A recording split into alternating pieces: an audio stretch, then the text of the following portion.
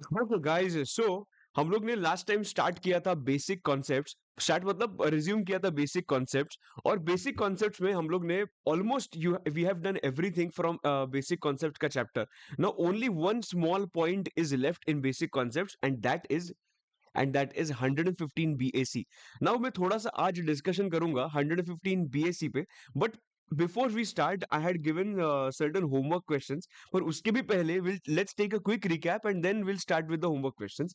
तो हम लोग ने कल क्या किया था उसका छोटा सा क्विकली रिकैप लेते हैं, और पहले से किया था क्या क्या तो उसका रिकैप लेते हैं। सबसे पहले हम लोग ने टैक्स रेट्स के बारे में बात किया था। नाउ टैक्स रेट्स के बारे में जब भी बात किया था तभी पहले देखा था individuals, HUF, AOP, BOI, artificial juridical person, इनके केस में टैक्स रेट्स क्या होगा। जिन अभी इंडिविजुअल्स के केस में जिसका age is less than 60, then in that case उन्होंने बोला 0 to 2,50,000 no tax, 2,50,000 to 5 lakhs it is going to be 5%, 5 lakhs to 10 lakhs it is going to be 20%, and more than 10 lakhs it is going to be 30%। Absolutely right. उसके बाद दूसरा point आता है, अगर मैं individual हूं और अगर मैं रेजिडेंट हूं, मैं इंडिविजुअल हूं, मैं एक रेजिडेंट हूं, and my age is equal to और more than 60 years but less than 80 years, then in that case I will be called as a senior citizen. और सीनियर सिटीजन के केस में the tax rates are 0 to 3 lakhs no tax, 3 lakhs to 5 lakhs it is going to be 5%, 5 to 10 it is going to be 20%, and more than 10 it is going to be 30%। Absolutely right. उसके बाद बात करते हैं super senior citizen जिनका as is equal to और more then 80 years। सबसे पहले 0 to 5 lakhs no tax, 5 to 10 lakhs 20%, and above 10 lakhs it is going to be 30%। If I talk from partnership firms perspective, then in that case the rate is 30% flat. You will not get any basic exemption limit in this case. Whenever I will talk about firm, I am also talking about LLP। Okay, and local authority को भी same. अगर बात किया companies का तो okay, cooperative society में 3 points आते हैं। 0 to 10,000 no, 0 to 10,000 10%, 10,000 to 20,000 20%, and more than 20,000 it is going to be 30%। Absolutely right. उसके बाद बात करते हैं अगर कंपनी होगा, तो company can be a domestic company और a foreign company. Foreign company होगा तो टैक्स रेट इज 35%, बट जो पहले मैंने 40 बोला था गलती से, वो 35 है। 35% is a foreign company. And in case of domestic company we get 4 options. Number 1, without any conditions, कुछ भी अगर चाहिए होगा तो स्ट्रेट 30% पे टैक्स भर, खेल खत्म। अगर सरचार्ज लगा तो सरचार्ज ऐड कर, हेल्थ एंड एजुकेशन सेस तो वैसे ही लगने वाला है। बराबर एकदम ओके। उसके बाद बात करते हैं अगर मुझे कुछ कंडीशंस अप्लाई करने होंगे तो मेरे पास और रेट्स अवेलेबल है। कौन से है देखो।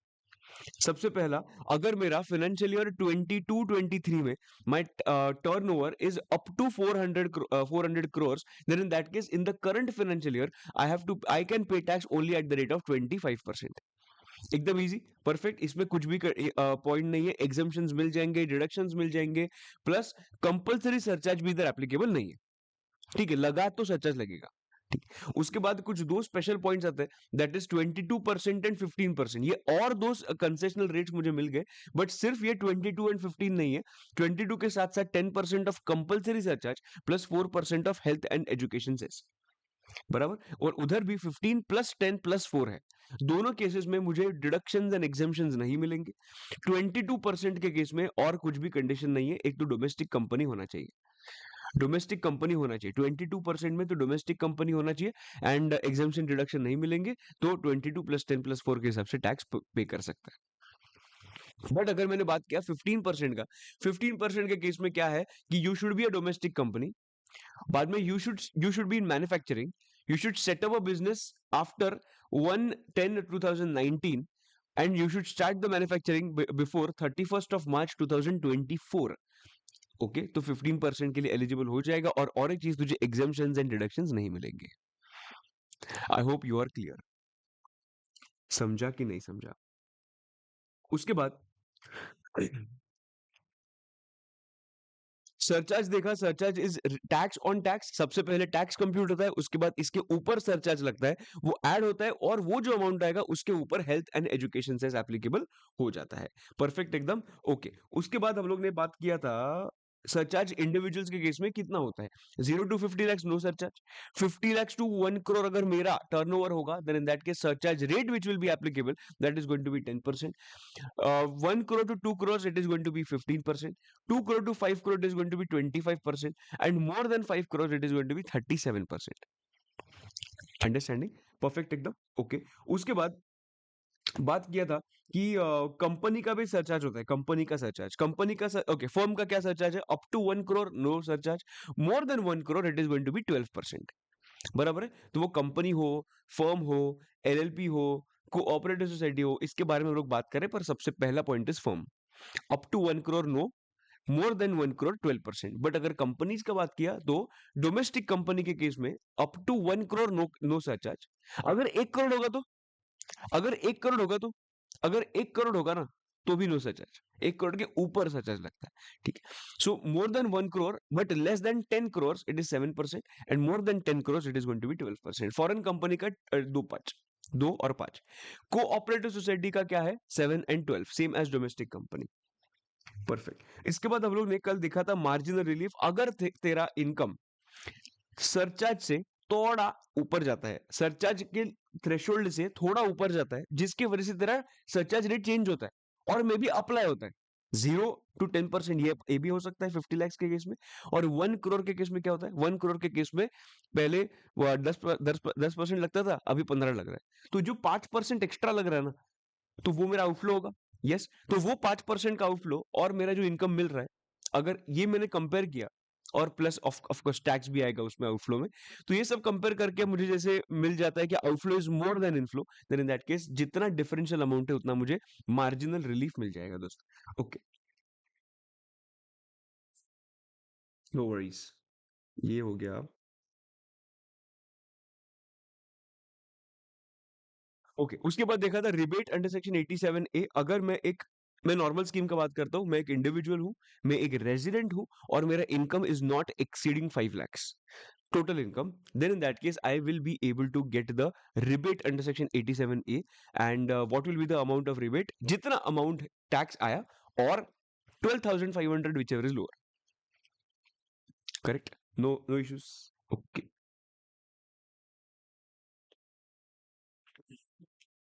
ओके, इतना हम लोग ने कल किया था. और हेल्थ एंड एजुकेशन से 4% एंड 288 AB, मतलब जो राउंड ऑफ होता है वो. ओके, चलो स्टार्ट करते हैं. होमवर्क क्वेश्चन थोड़ा डिस्कस करते हैं. एग्जाम्पल नंबर 6 तो तुम लोग ने किया होगा. ठीक है, ये तो मुझे सेकंड से स्टार्ट करते हैं हम. Calculate the tax on income of Siya of 2 crore 1 lakh. What do you think? इसका क्या क्या कैसे आंसर आएगा?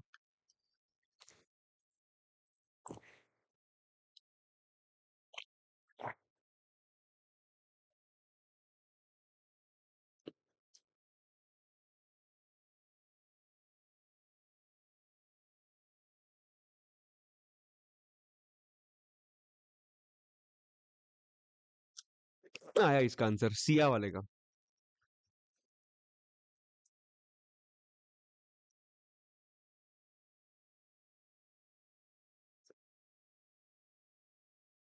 अरे वाह, matching answers, I am liking it. 70 lakhs 55 750.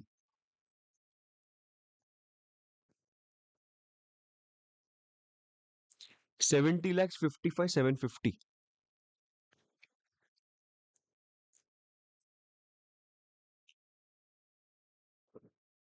Okay, एक बार देखते हैं फटाफट.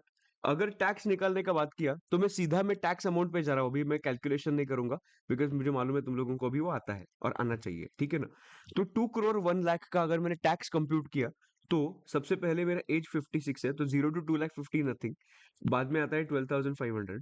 उसके बाद आता है 1 lakh. उसके बाद आता है 2 crore 1 lakh minus 10 lakhs. 1 crore 91 lakhs into 30% comes to 57 lakhs 30,000 plus 1 lakh 12,500. That is 58 lakhs 42,500. I hope nobody is confused in this part at least. ठीक है, उसके बाद मैं सरचार्ज ऐड करता हूँ।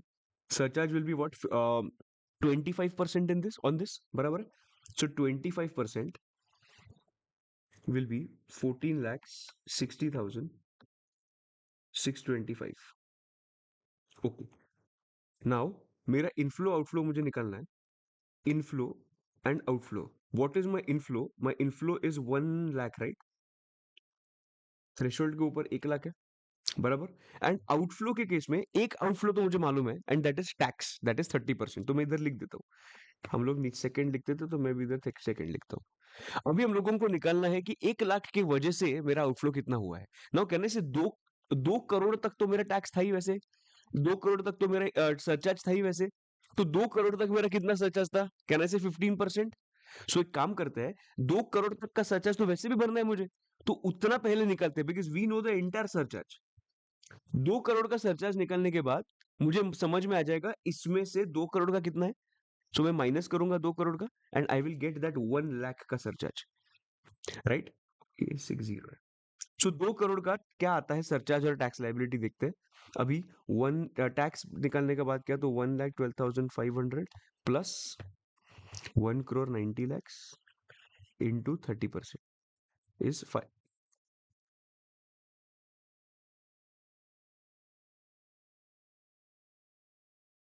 57 lakhs। तो ये आया 57 lakhs।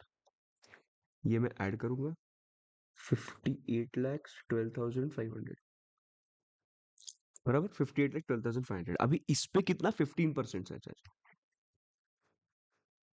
क्योंकि 2 करोड़ होता तो 15% सरचार्ज लगता। 8,71,875। कैन आई सी 870, 8 लाख, एक सेकंड। अच्छा, इतना डिफरेंस आ रहा है क्या? 8,71,875, everybody is getting the same answer as surcharge on 2 crore, क्योंकि 10% बढ़ा बीच में।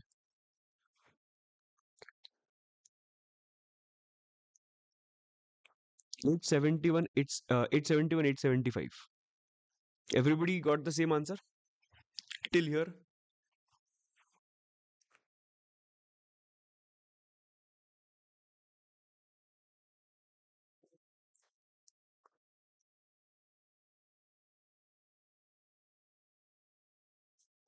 871, 875।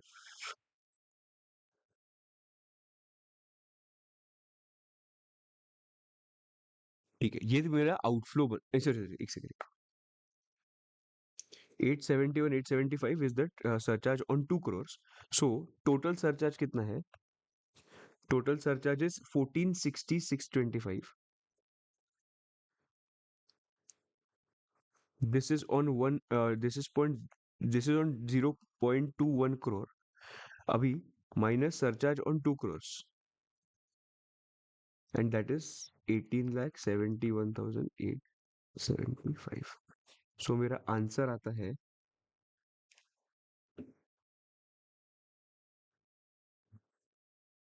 5,88,750, बराबर। तो ये मेरा 1 लाख की वजह से आउटफ्लो आता है। समझ रहे कितना कितना डिफरेंस है? देखा कितना डिफरेंस है? 5,88,750।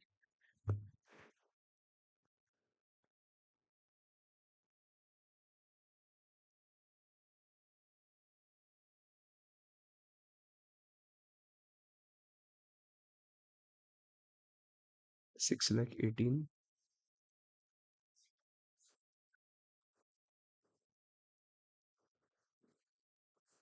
5,18,750. Everybody got the marginal relief as 5,18,750. Please confirm once. Minus करूंगा मार्जिनल रिलीफ,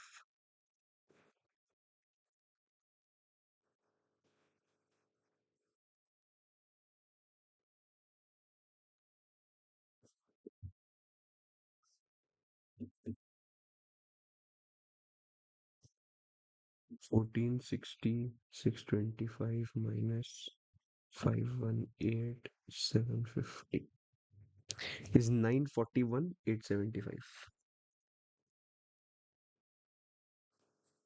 प्लस 58,42,500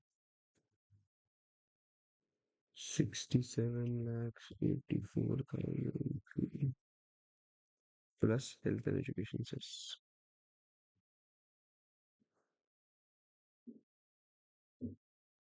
सो आंसर आता है 70,55,750। एक नंबर। Everybody I am very happy. एक नंबर। Very nice. 70,55,750। If you have got it right, kudos. मतलब ये चैप्टर में कोई नहीं रोक सकता तुम लोगों को। अभी जितने भी मार्क्स का है, 1 मार्क का है तो भी नहीं रोक सकता, 10 मार्क का है तो भी नहीं रोक सकता। इसके रिलेटेड जो जो डिफिकल्ट पॉइंट्स थे ना, वो सब कुछ कर लिए।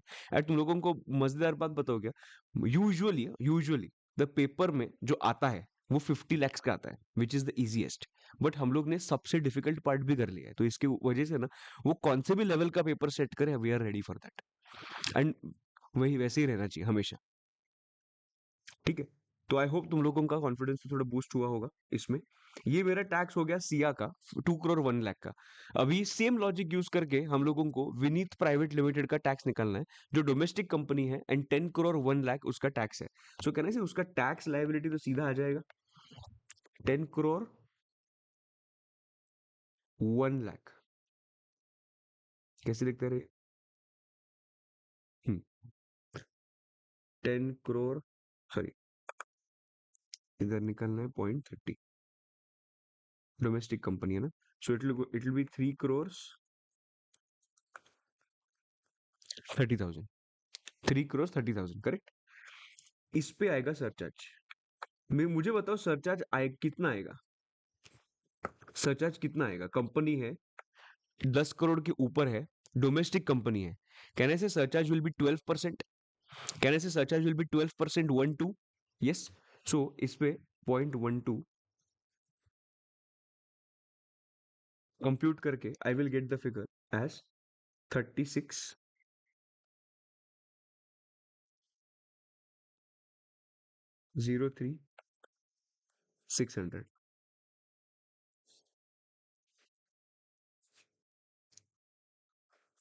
Minus marginal relief. मिलेगा ना, बिकॉज थोड़ा सा तो ऊपर है, बाकी कुछ है ही नहीं। तो मार्जिनल रिलीफ के लिए सेम चीज करेंगे जैसे हम लोग ने इसके लिए किया था। इनफ्लो कितना आया? 1 लाख, बराबर। आउटफ्लो कितना आया? इधर 30,000, सेम। अभी हम लोगों को निकालना पड़ेगा कि अगर अपना इनकम 10 करोड़ होता तो टैक्स कितना लगता। अगर 10 करोड़ होता तो सरचार्ज कितना लगता, सॉरी। सो 10 करोड़ होता तो 30% मतलब 3 करोड़। 3 करोड़ पे हम लोग पहले कितना पे करते? 7% पे करते, 7%। सो कहने से 3 करोड़ पे I will apply 7%। I will get the answer as 21 lakhs. 21 lakhs is the amount of surcharge which would be applicable if my income or total income is 10 crores. Correct? So that's why I will go in my uh, okay. So मेरा total outflow कितना है? मेरा total outflow है 36,03,600। ये total 10 crore 1 lakh का है, minus सिर्फ 10 करोड़ का कर देखा तो 21 लाख से। So my answer comes as 15 lakhs 03,600. So this is my outflow due to 1 lakh. So I will come here and write 15 lakhs 03,600. 1 lakh 15 lakhs 33,600. Is everybody's answer coming as okay of margin relief as 14 lakhs 33,600? 14 lakhs 33,600.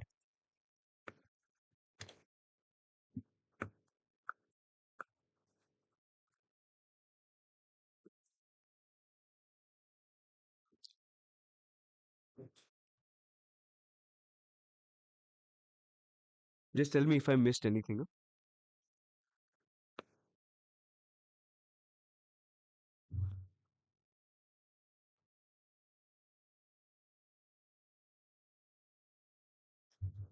So 21 lakhs 70,000. So 3 crores 21 lakhs, नहीं sorry, 3 crores 22 lakhs आएगा ना? इतना अच्छा answer, बाप रे बाप। Plus health and education cess.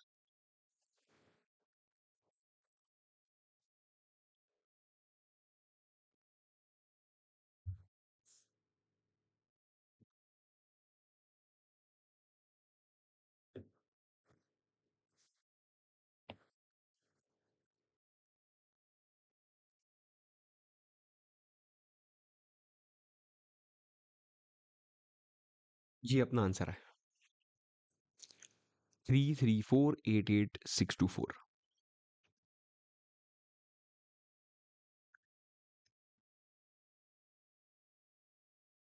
624 कैसे है? 33488 000 ही आता है, 624 किधर से आया भाई? 33488 000।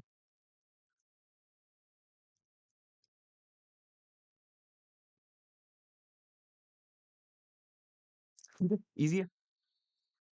सुपर। ओके चलो, अभी हम लोग आगे बढ़ते हैं और आज हम लोग थोड़ा डिस्कशन स्टार्ट करेंगे रिगार्डिंग 115 बीएससी। ये क्या होता है 115 बीएससी, उसके रेट्स क्या है, ये सब चीजें हम लोग अभी बात करना स्टार्ट करते हैं। अच्छा।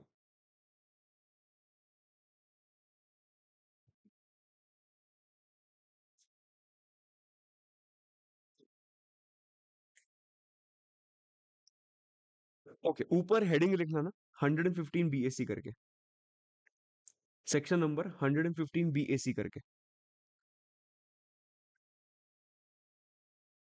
और कैसे लगा परफेक्ट आंसर आके? अच्छा लग रहा है?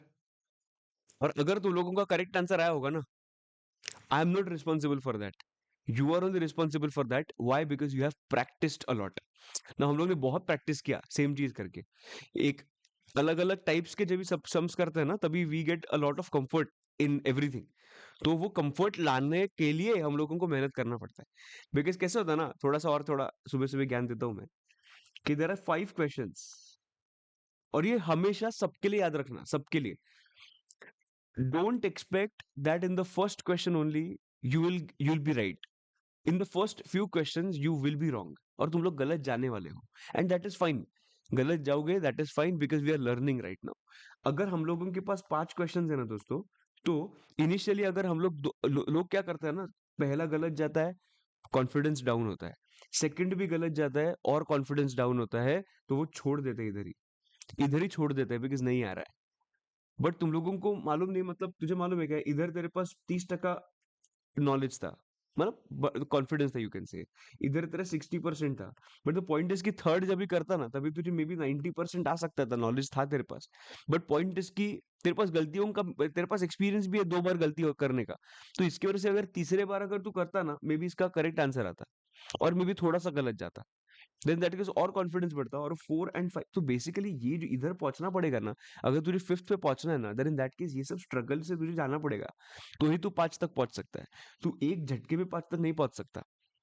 तो करो, गलती हुआ ना चलेगा, पर डरो मत गलती करने के लिए। और ये मैं सिर्फ सीए, सीएमए, सीएस स्पेसिफिक कोई कोर्स के लिए नहीं बात कर रहा हूँ, इन जन में तो टैक्स के लिए भी बात नहीं कर रहा हूँ, मैं इन जनरल बात कर रहा हूँ। कभी भी याद रखना, अप्रोच बदला बदला ना, रिजल्ट बदलेगा।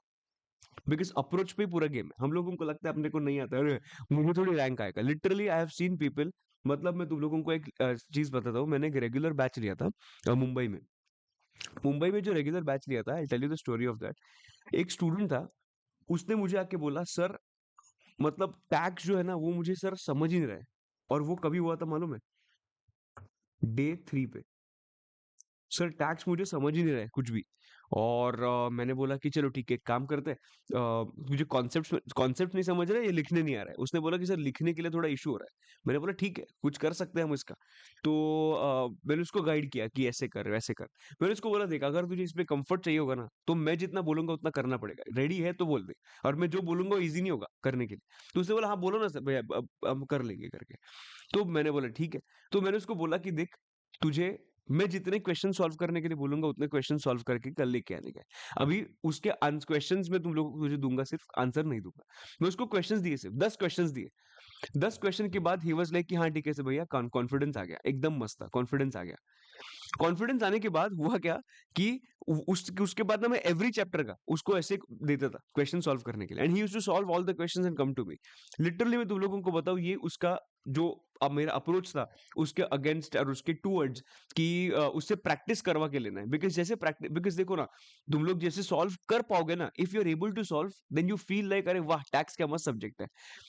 तुम लोग को लगा कि नहीं? तुम लोग फ्रैंकली बताओ मुझे कमेंट्स में, मतलब चैट में, कि जैसे हम लोगों का आंसर करेक्ट आता ना, we start liking that subject, but अगर करेक्ट आंसर्स नहीं आए ना, we start hating that subject. यार ये नहीं आया, मजा नहीं आया। तो वो जो पार्ट है ना, start liking and start hating का, और वो होता है अभी। और अभी तुम लोगों को कॉन्फिडेंस आना इंपॉर्टेंट है, एंड दैट्स व्हाई आई कि मैं तुम लोगों का लास्ट टाइम भी बोला था कि बहुत सारे क्वेश्चंस भी सॉल्व करवाता हूँ, वैसे ही उससे ही करवाया। लिटरली तुम लोगों को बताओ, he scored 86 with an all India rank. He scored 86 with an all India rank, and all India rank उसको मिला, और 86 मार्क्स टैक्स में मिला। अभी अभी का बात है, अभी का बात है। 86 मार्क्स क्या होता है भाई टैक्स में? मैंने बोला कि क्या बात कर रहा है, 86 मार्क्स तूने किया क्या? इतना मेहनत किया था? वो बोला कि मतलब भैया इतना कंफर्टेबल हो गया था मैं टैक्स से कि कुछ प्रॉब्लम ही नहीं होता था कभी मुझे टैक्स में। अभी his sentence on day 3 to me कि सर मुझे समझ नहीं आ रहा है कैसे सॉल्व करना, नहीं समझ रहे। on to getting 86, if I'm not wrong 90 is the highest, if I'm not wrong 90 या 91 जो भी है, पर 86, अब अपने पास 87 की भी एक लड़की है, AR 35, तो उसको 87 मिला है टैक्स में। तो ऐसे भी लोग हैं जो चमत्कारिक लोग हैं, मतलब ऐसे मेहनत करके कुछ भी अचीव हो सकता है। और ये जो था ना 86 वाला, he was an average student, absolutely average student, और उसने वो अचीव किया है।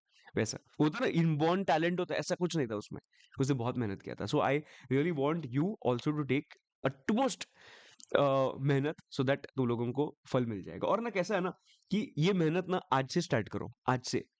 आज से मतलब आज आज क्यों स्टार्ट करना है मालूम है? क्योंकि आज किसी को भी मोटिवेशन नहीं है पढ़ाई करने के लिए। अभी कौन पढ़ाई करेगा भाई? अगस्त चल रहा है, मेरा एग्जाम मई जून में, मई जून में एग्जाम है, मैं अभी पढ़ाई करके करूँ क्या, भूल जाऊंगा, सब लोग ऐसे बोलते हैं। इसीलिए आज से स्टार्ट कर। और आज से तुझे क्या स्टार्ट करना है मालूम है? तुझे सिर्फ स्टार्ट करना है, जितना पढ़ाया है उतना मेरे नोटबुक में लिख के आने का है। वो भले वापस लिखा हो। अभी मैं जैसे तुम लोगों को दूसरा चैप्टर सिखाने चालू करूंगा, सब कुछ मुझे ना जो आज हुआ है ना, आंख बंद करके भी I should be able to tell you. ऐसा प्रिपरेशन करो बस, बाकी कुछ भी रिक्वायर्ड नहीं है। इतना भी किया ना, मोर देन सफिशिएंट। मैं तुम लोगों को बता रहा हूँ, फर्स्ट अटेम्प्ट में क्लियर होना किधर नहीं जाता है। Don't study in those 2 months, last 2 months. ठीक है, चलो आज के लिए ज्ञान इतना ही, बढ़ते हैं आगे। 115 बीएससी ऊपर लिखो, 115 बीएससी। ठीक है, लिखना। फर्स्ट पॉइंट, चल मैं भी लिखता हूँ, तुम लोगों को बुरा ना लगे इसके वजह से।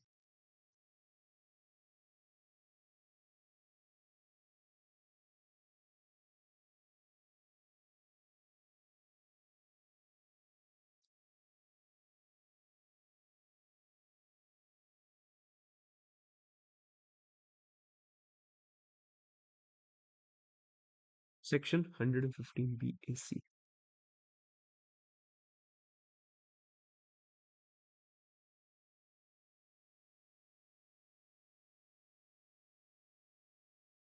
और भाई रैंकर का इतना सीन रहता है ना, मतलब इतना उनको इज्जत मिलता है ना बाद में। पर रैंकर एक चीज हो गया, चलो रैंकर नहीं, फर्स्ट अटेम्प्ट में क्लियर भी हो गया ना, इतना इज्जत मिलता है ना तुम लोगों को, एक अलग लेवल का।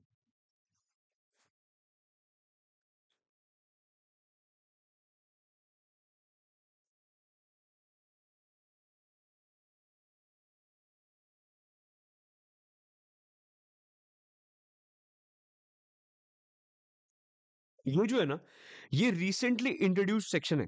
ठीक है, this is a recently introduce section, जिसमें उन्होंने बोला है। सो पहले क्या था मालूम है? पहले अर्लियर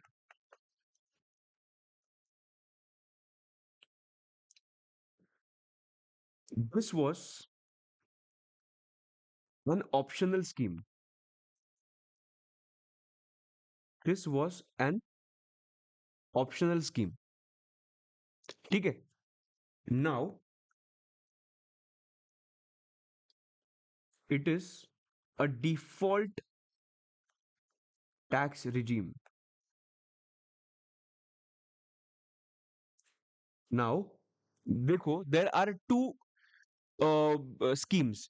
वन स्कीम, ये बोला नहीं जाता ऐसा, पर तुम लोगों को बता रहा हूँ. लोग बोलते हैं न्यू स्कीम. न्यू स्कीम के अंदर टैक्स दे रहा है, या नॉर्मल स्कीम के अंदर टैक्स दे रहा है, या ओल्ड स्कीम, बेसिकली नॉर्मल या ओल्ड स्कीम. सर, ये न्यू एंड ओल्ड क्या है? जो हम लोग ने टैक्स रेट सीखे ना, जो हम लोग ने टैक्स रेट सीखे ना, वो नॉर्मल और ओल्ड स्कीम के हिसाब से थे. अभी हम लोग न्यू स्कीम के हिसाब से टैक्स रेट सीखेंगे. एंड द न्यू स्कीम के हिसाब से टैक्स रेट जो है, these are concessional tax rates. These are concessional tax rates.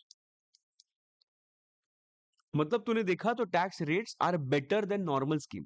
और वही तो वही तो एक फायदा है ना, गवर्नमेंट को वही तो फायदा देना है कि भाई तुम लोगों के पास नॉर्मल स्कीम है, नॉर्मल स्कीम के हिसाब से तुम लोग टैक्स दे सकते हो, और हम लोग तुझे कंसेशनल टैक्स रेट्स भी देंगे, और तुम लोग कंसेशनल टैक्स रेट के हिसाब से भी दे सकते हो. तुम लोग का चॉइस है कि किसके हिसाब से देना है. बट तुम लोगों को लगता है ऐसे ही गवर्नमेंट कंसेशन दे देगा? नहीं. अभी ओल्ड स्कीम में क्या था ना, ओल्ड स्कीम के अंदर तुझे डिडक्शंस मिल जाएंगे. याद है मैंने बोला था कि you will be able to take a deduction for life insurance premium. तुम लोग ने पे किया तो उसका डिडक्शन मिल जाता है. हेल्थ इंश्योरेंस प्रीमियम पे किया, डिडक्शन मिल जाता है. मैंने डोनेशन किया, डिडक्शन मिल जाता है. ये सब चीजों का ना काफी अच्छा डिडक्शन होता है. जो लोग बोलते हैं ना, किधर इन्वेस्ट करूं सो दैट मुझे इनकम टैक्स में बेनिफिट मिलेगा, किधर इन्वेस्ट करूं. So what is the meaning of invest? Invest मतलब डिडक्शंस लेने के लिए बोल रहे हो. करेक्ट है. तुझे कौन से भी एग्जाम्पशंस नहीं मिलेंगे. ये एग्जाम्पशन चैप्टर जब भी होगा तभी समझ में आ जाएगा.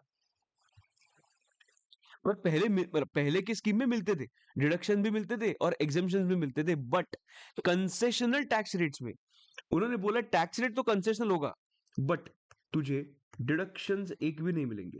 There are three deductions which are available, but deductions तुझे नहीं मिलेंगे, एंड एग्जाम्पशंस भी तुझे नहीं मिलेंगे. मतलब अभी इन्वेस्ट करके government does not want you to give any benefit. Government पहले बोलता था ना, इन्वेस्ट करो डिडक्शन लो. अभी बोल रहा है कि तुम लोग देखो कैसे इन्वेस्ट करने का है, we are going to give you concessional tax rates only, and deduction तुम लोगों को नहीं मिलेगा.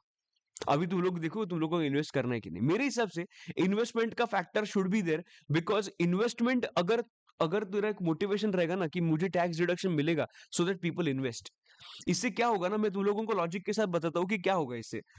अगर हम लोग ने इन्वेस्टमेंट निकाल दिया ना, people will be more dependent on the government, and expecting कि गवर्नमेंट आगे जाके, बोल रहा हूँ मैं, आगे जाके at the age of 60 for example 55-60, जब ये लोग रिटायर होंगे, at that point of time we will start expecting from the government कि government is not doing anything for us. But right now पर प्रॉब्लम इज कि क्यों ऐसा हो रहा है, क्योंकि आज मुझे गवर्नमेंट ने कभी बोला ही नहीं कि इन्वेस्ट करो. बिकॉज उन्होंने बोला था इन्वेस्ट नहीं किया तो भी चल जाएगा, we are going to give you concessional tax rate, because they are not giving me a benefit of deductions. तू मुझे बता, अगर मैंने तुझे बोला कि डिडक्शंस का बेनिफिट नहीं मिलने वाला है, सो तेरा motivation for investment goes down. और ये जो मोटिवेशन कम होगा ना, इसकी वजह से तुम लोग इन्वेस्ट नहीं करोगे. इन्वेस्ट नहीं करोगे मतलब तुम लोगों का खुद का ही फ्यूचर आप सिक्योर नहीं करोगे. अगर आप तुम लोगों ने खुद का ही फ्यूचर सिक्योर नहीं किया, कहने से प्रॉब्लम किसको होने वाला है? तुम लोगों को ही होने वाला है. And then you will be dependent upon the government. And then तुम लोग बोलोगे गवर्नमेंट अपने लिए कुछ करता नहीं है. एंड यू नो कि कितना कर सकता है, जैसे हम लोग ने लेक्चर नंबर 1 में देखा था कि नहीं कर सकता गवर्नमेंट सबके लिए. बिकॉज कितना परसेंट लोग टैक्स पे करते हैं? 2%. कैसे करेगा 100% के लिए गवर्नमेंट? एंड दैट्स व्हाई इसकी वजह से डिडक्शंस का पार्ट मेरे हिसाब से होना चाहिए था, सो दैट लोगों को थोड़ा मोटिवेशन रहता है एटलीस्ट टू इन्वेस्ट. और मैंने देखा है, मतलब मैं जो टैक्स कंसल्टिंग भी करता हूँ, टैक्स फाइलिंग करता हूँ, तभी मुझे समझता है लोगों के अप्रोच से कि मुझे बता ना, अभी उनके पास पैसा भी नहीं होगा ना, वो लोग अरेंज करके इन्वेस्ट करेंगे. अरेंज करके मतलब लोन लेके नहीं बोल रहा हूँ. अरेंज करके मतलब वो लोग they will cut down their expenses. And I have seen because उनको टैक्स में डिडक्शन चाहिए. So it's a good thing, right? सो वो एक्सपेंसेस कट डाउन कर रहे हैं और सेव करके वो लोग इन्वेस्ट कर रहे हैं. It's a good thing. तो ये होना चाहिए, पर उन्होंने ठीक है वो निकाल दिया कि डिडक्शंस नहीं मिलेगा, एग्जेम्पशंस नहीं मिलेगा. अभी वो कुछ, अभी किसी को मोटिवेशन नहीं है, वो बोलता है अभी तेल लेने का मुझे क्या करने का, अभी डिडक्शन मुझे इन्वेस्ट करना ही नहीं है. बिकॉज पहले लोग इन्वेस्ट क्यों करते थे मालूम है? इन्वेस्टमेंट के पर्सपेक्टिव से नहीं करते थे. पहले लोग इन्वेस्ट करते थे टैक्स डिडक्शन के पर्सपेक्टिव से. ये भी अप्रोच समझना चाहिए. करेक्ट है? Is everybody understanding what I am trying to tell you? मतलब प्रैक्टिकली ग्राउंड लेवल पे क्या हो रहा है इसके बारे में थोड़ा बात कर रहा हूं मैं।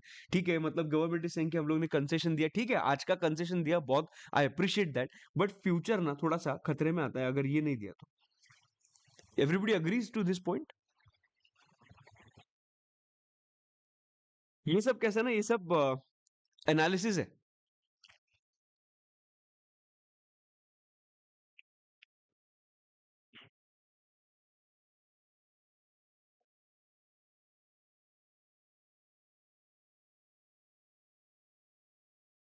है ना? परफेक्ट, चलो अभी हम लोग बात करते हैं कंसेशनल टैक्स रेट होता क्या है, मतलब क्या टैक्स रेट क्या है।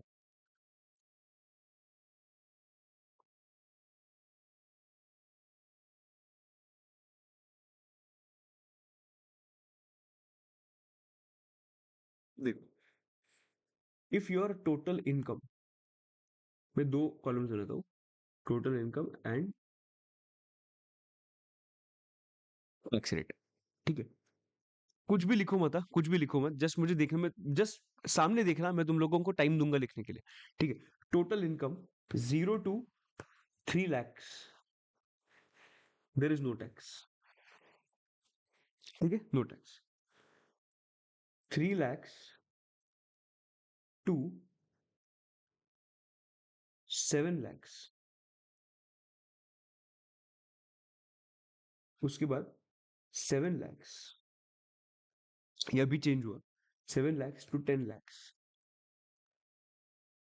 बाद में 10 lakhs to 12 lakhs, 12 lakhs to 15 lakhs, and more than 15 lakhs। मैं इधर ना 111 लिखता हूँ सो दैट कंफ्यूजन नहीं आएगा मेरे को।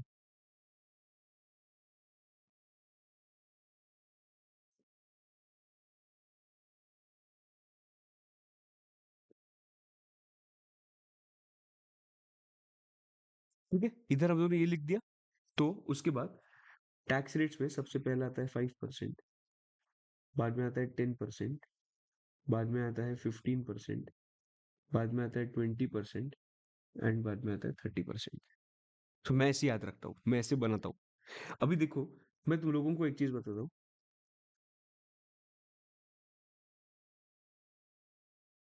आराम से देखो, ये ना उन्होंने बहुत गंदा गंदा कर दिया ये टाइम पे।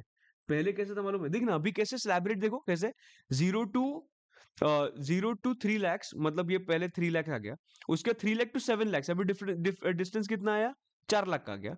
उसके बाद वापस 7 lakhs to 10 lakhs किया, उसके बाद वापस 10 लाख to 12 लाख किया, 2 लाख का डिफरेंस। उसके बाद 12 लाख to 15 लाख किया, 20% मतलब 3 लाख का डिफरेंस। अभी पहले क्या था मालूम है? 0 to 3 lakhs, 3 lakhs to 6 lakhs, 6 lakhs to 9 lakhs, 9 lakhs to 12 lakhs, 12 lakhs to 15 lakhs, and more then 15 lakhs। एकदम सिंपल, 3 3 3 3 लाख। तो पहले ना क्या करता था मालूम है? मैं लोगों को बोलता था भाई ये काम करो, एकदम एक मस्त एक काम करने का, सामने टेबल लो, मतलब ऐसे इमेजिन करो, लेफ्ट हैंड साइड में 3 3 3 3 3 बढ़ा, मोर देन 15 lakhs आने के बाद रोक दे, मतलब up to 3 lakhs, 3 to 6, 6 to 9, 9 to 12, 12 to 15, बस, और अब 15। इधर 3 लाख से बढ़ा, और इधर जो रेट है ना वो रेट 5555 से बढ़ा, एक्सेप्ट फॉर 25%। बस तेरा आंसर आ गया। पर अभी उन्होंने बहुत गंदा कर दिया, 0 to 3 lakhs, 3 to 7, 7 to 10, वापस 10 to 12, 10 12 to 15, and more then 15। ये ऐसा उन्होंने कुछ गंदा कर दिया, ये टाइम ही आ गया। तो ये तुम लोगों के टैक्स रेट्स अवेलेबल है, and these are the concessional tax rates. Now you will ask me one thing, sir why do you say it is concessional tax rate? Now I want you to compute one thing, मैं तुम लोगों को कुछ बोलता हूँ, मुझे बात बताओ कि if my income, if my income, why concessional, पहले ये लिखते हैं,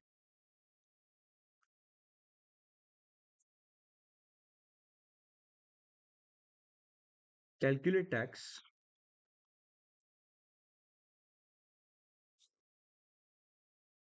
liability if mister Apurv's income total income is 13 lakhs. मुझे चाहिए कि you will compute the tax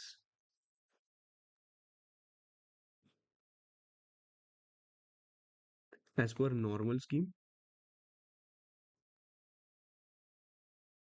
and as per 115 BSc. एक बार करोगे कंप्यूट? तो सबसे पहले एक काम करोगे क्या, सबसे पहले ये लिखोगे, नहीं ठीक है ठीक है, पहले कैलसी पे करना है, ये पहले कैलसी पे करना, रफ में करना है, उसके बाद हम लोग लिखेंगे.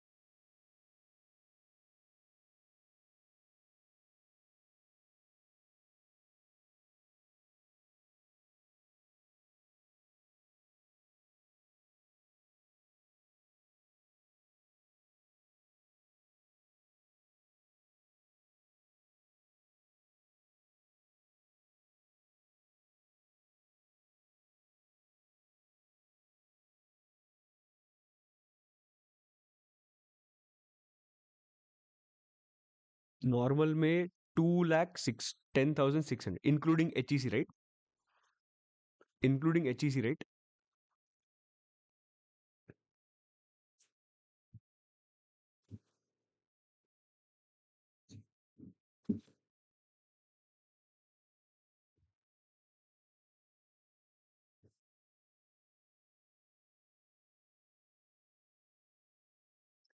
एक मिनट में हट जाता हूँ, एक मिनट रुको.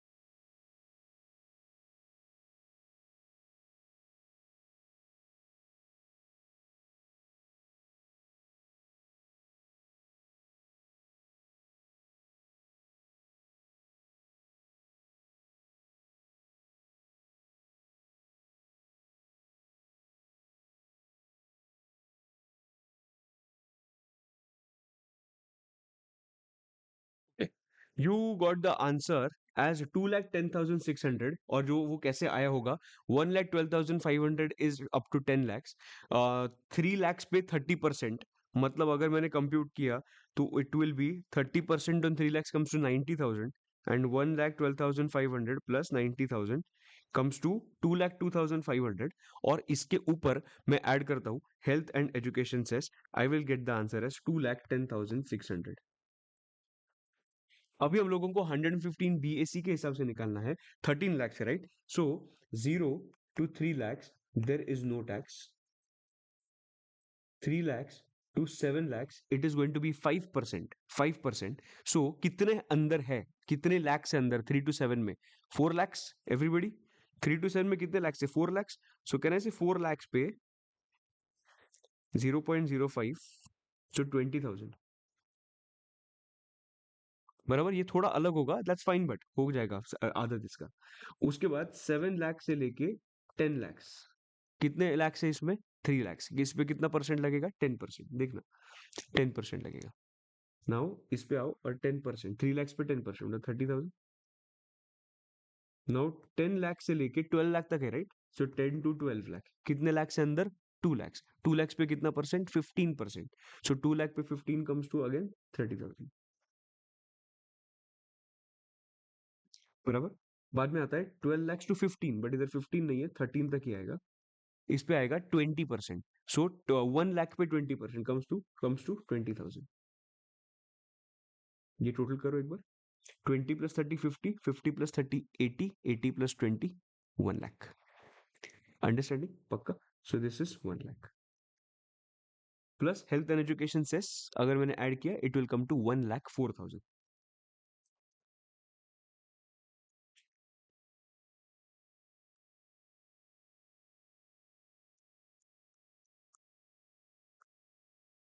ठीक है, now you look at the difference. जो नॉर्मल टैक्स स्कीम था जिसके वजह से टैक्स अमाउंट आ रहा था 2,10,600, और अभी जो टैक्स अमाउंट आ रहा है that is 1,04,000। Look at the difference. Now can I say this is concessional? Definitely yes, ये कंसेशनल है, अपने लिए फायदा भी है, इसमें देर इज नो डाउट। तो yes, so this is how you will compute the concessional tax liability of 115 BAC। Easy एकदम, कुछ प्रॉब्लम नहीं है। ओके, एक बार एक काम करते हैं, before we start solving the next point, एक बार ना ये लिख लेते हैं 115 BAC।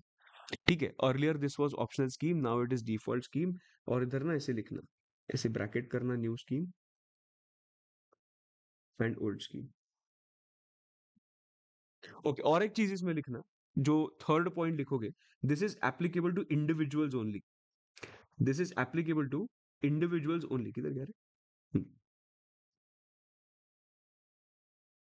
कंपनीज को नहीं लगेगा, ये देखो, individuals, HUF, AOP, BOS and artificial juridical person, इधर कंपनीज नहीं आते, individuals, HUF, AOP, BOS।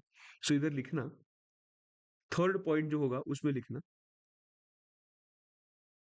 Applicable to individual, HUF, AOP, BOI। रुको मैं लिख देता हूँ।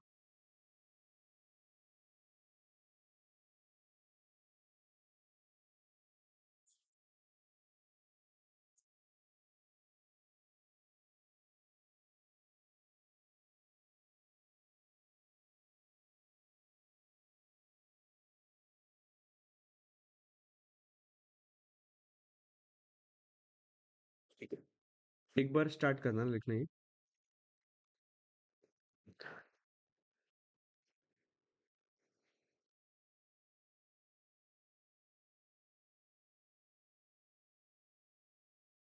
So जो जो recorded lectures दिख रहे हैं, I'm going to pause the lecture, pause the recording so that you can pause the video and start copying.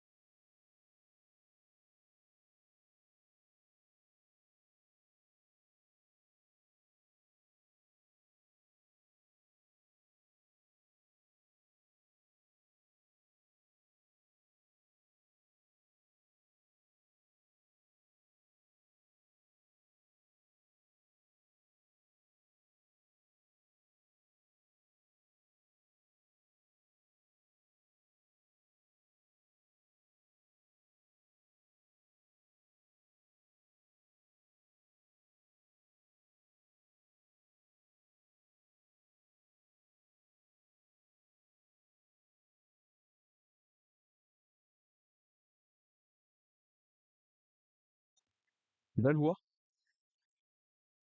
Okay. Now let's try writing some or doing some questions, solving some questions. देखते हैं. क्या करें भी कौन सा याशी का नाम लेते. याशी. मिस याशी. ये एग्जाम्पल.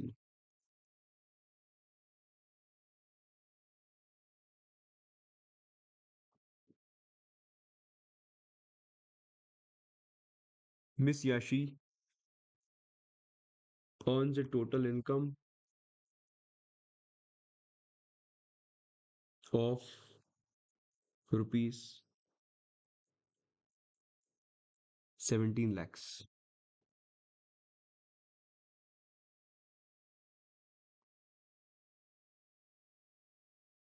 Age 31.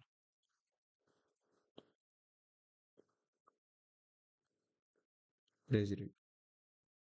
Compute. इधर वो उसका कुछ पार्ट नहीं है. एज वाला कुछ भी इसमें पार्ट नहीं आएगा. ये 115 बीएससी में मतलब तेरा एज 170 साल भी होगा ना तो भी तेरे लिए 3 लाख ही एप्लीकेबल होगा. सो वो तुम लोगों को बताना है कि इधर एज वाला कुछ भी फैक्टर नहीं है. तेरा senior citizen super senior citizen whatever it is you are going to apply 3 lakh rupees. Compute tax amount. और टैक्स अमाउंट क्या बोल रहा हूँ. Tax liability.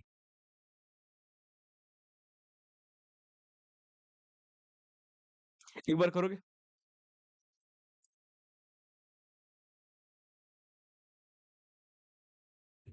Under section.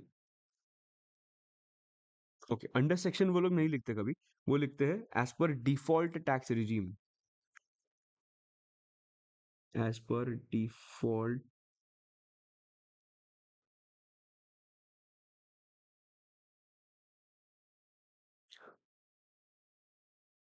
Presentation के साथ करना कर लेना खत्म. और मुझे आंसर बताना.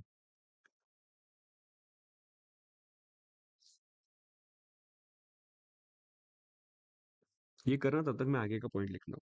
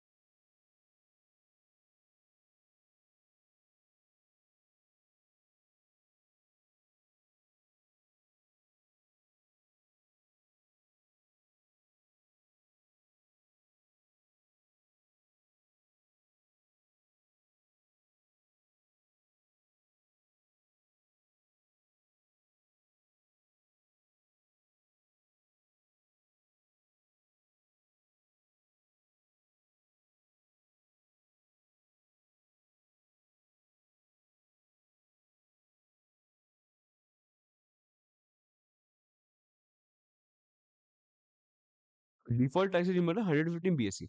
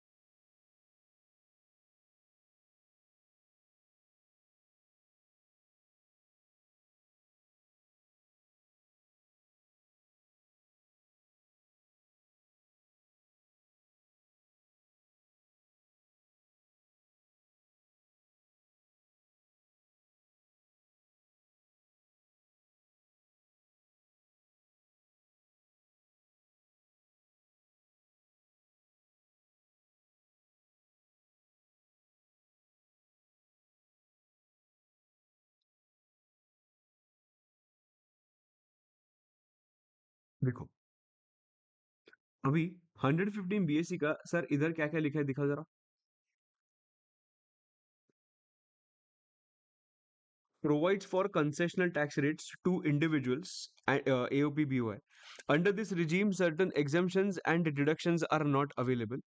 The rates given under this section 115 BSE are default tax rates unless assessee exercises the option to shift out of the default tax regime बराबर। तो ओल्ड को करना होगा, अगर उसको ओल्ड में जाना होगा तो उसको जाना पड़ेगा, ऑप्शन लेना पड़ेगा, अदरवाइज कुछ भी ऑप्शन सिलेक्ट नहीं किया तो 115 BSC will be considered as a default tax regime. अगर एग्जाम में कुछ भी नहीं लिखा है ना, कुछ भी नहीं लिखा है कि कौन सा स्कीम अप्लाई किया है, then in that case assume करना it is going to be what, it is going to be 115 BSc.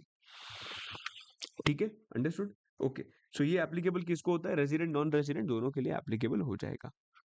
ठीक है, और इसके आगे हम लोग नहीं कर सकते कुछ भी, बिकॉज इसके आगे उन्होंने क्या बोला है, कौन से एग्जाम्पशंस मिलेंगे, कौन से एग्जाम्पशंस नहीं मिलेंगे, कौन से डिडक्शंस नहीं मिलेंगे, अभी तुम लोग को क्या ही मालूम है इसके बारे में। लीव ट्रैवल कंसेशन क्या मालूम है, हाउस रेंट अलाउंस क्या मालूम है, कुछ मालूम ही नहीं है, एडिशनल डेप्रिसिएशन क्या है। तो इसके वजह से ये इसके आगे का चैप्टर हम लोग कर ही नहीं सकते। And the best part of this is, जब तक हम लोग पूरा टैक्स नहीं करते ना, तब तक हम लोग ये नहीं आएंगे, इस पे नहीं आ सकते। क्यों? बिकॉज इसमें पूरे टैक्स के थोड़े छोटे छोटे पॉइंट्स है। अभी फॉर एग्जांपल ये इनकम फ्रॉम सैलरी का पॉइंट है, ये इनकम फ्रॉम हाउस प्रॉपर्टी का पॉइंट है, ये एग्जाम्पशंस का पॉइंट है, ये एग्जाम्पशंस का पॉइंट है, एग्जाम्पशंस का पॉइंट है, सॉरी ये है क्लबिंग ऑफ इनकम का पॉइंट, ये एसईजेड का चैप्टर है उसका पॉइंट है, एंटरटेनमेंट अलाउंस सैलरी का पॉइंट है, 24 भी हाउस प्रॉपर्टी का पॉइंट है, एडिशनल डेप्रिसिएशन पीजीबीबी का पॉइंट है ना। इतने सारे अलग अलग पॉइंट्स है ना, जब तक तुम लोग बाकी का सब्जेक्ट नहीं करते तब तक 115 बीएससी के कौन से एग्जाम्पशंस मिलेंगे, कौन से डिडक्शंस मिलेंगे, ये सब तुम लोगों को नहीं समझेगा। राइट, तो अभी के लिए क्या कर सकते हैं हम, टैक्स रेट्स आइडेंटिफाई करके रख सकते हैं। ठीक है, I hope you are clear with the tax rates at least, ये क्या क्या टैक्स रेट्स है। तो सरचार्ज अभी बात करते हैं सरचार्ज के बारे में। Now surcharge under default tax regime क्या है, देखो usually we have earlier seen this, we have seen this surcharge,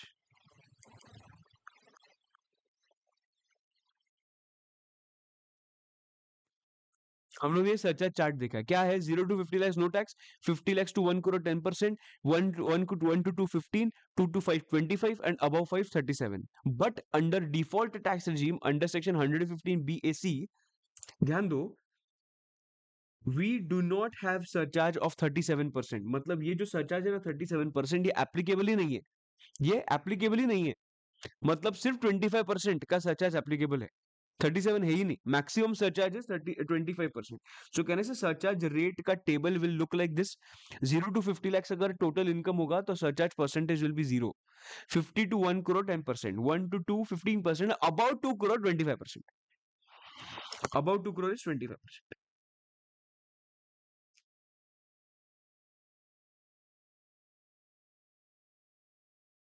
easy एकदम, ये चीज याद रखना। तो ऊपर क्यों लिखा मैंने ये चीज, बिकॉज तुम लोगों को इजी कंपैरिजन हो जाएगा ऊपर और नीचे। नहीं तो क्या ना, हम लोग ने बहुत सारे पेजेस बीच में लिखे, मतलब बहुत सारे लिखे, तो तुम लोग को फ्लिप करने में ना कुछ प्रॉब्लम हो सकता है। तो इसकी वजह से मैंने ऊपर लिख दिया, we have already seen this, और तो ऊपर के ऊपर कंपैरिजन की करने के लिए it will be easy for you. ठीक है, इसके लिए मैंने ये लिख दिया। अब ये एक बार तुम लोगों के नोटबुक में लिख देना, फटाफट लिखना, उसका दो तीन चीजें बात करनी है और।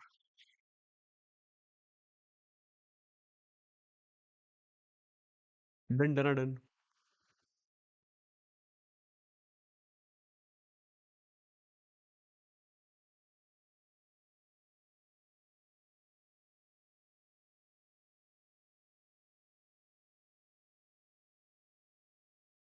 ठीक है, आ जाओ।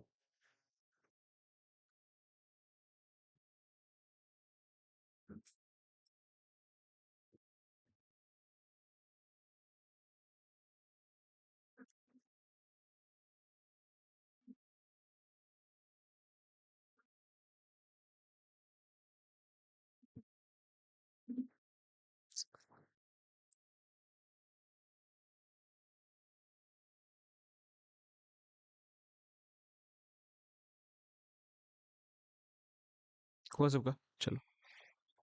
अभी ऊपर एक हेडिंग डालना, अच्छा, इसका आंसर क्या आता है? एग्जाम्पल वन का आंसर क्या आएगा?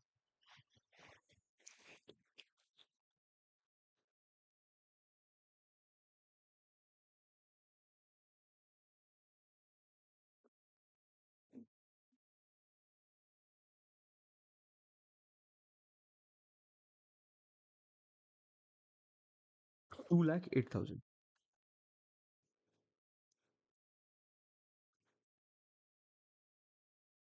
Everybody got it right? I think this is along with HEC. Okay, super. ऊपर एक हेडिंग डालना, और हेडिंग का नाम लिखना, हेडिंग पे लिखना section number 87A, rebate under section 87A for section 115 BAC. Okay, काम करना, सिर्फ लिखना रिबेट अंडर सेक्शन 87A, इतना ही लिखना.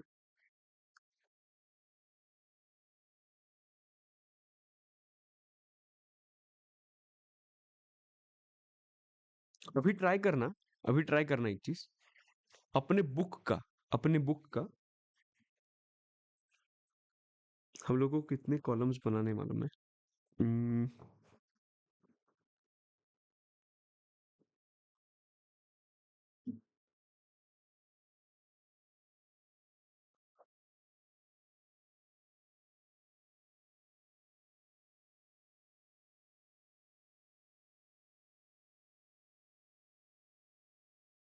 ठीक है, एक काम करना, रिबेट अंडर सेक्शन 87A लिखा, नीचे लिखना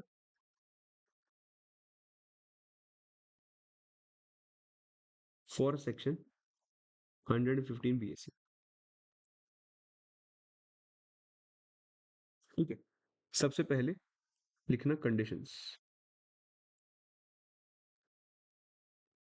क्या क्या कंडीशंस है 115 BAC के? सबसे पहला condition, applicable to residents, applicable to individuals, याद है क्या कल किया था? And third most important condition, total income is less than और equal to ₹7 lakhs. Normal scheme में कितना था? 5 lakhs. इधर कितना है? 7 lakhs. तो ये एक थोड़ा सा अलग पॉइंट है तुम लोगों के लिए, ये थोड़ा हम लोग को कंप्यूट करना है.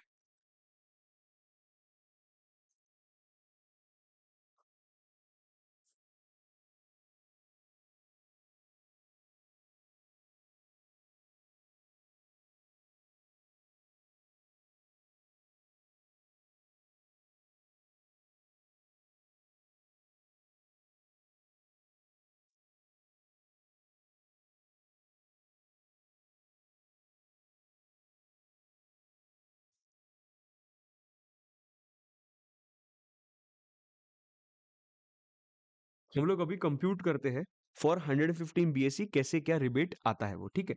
Not a very difficult thing, same चीज करना है, सिर्फ 7 lakhs के लिए करना है, that is the only thing.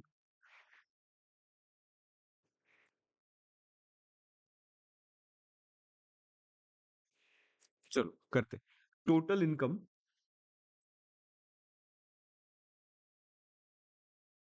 Is equal to, ले लो 6,50,000. सेकंड केस में लिखो, ऐसे तीन कॉलम कर सकते हो. Total income is equal to ₹7 lakhs. Total income is equal to ₹8 lakhs.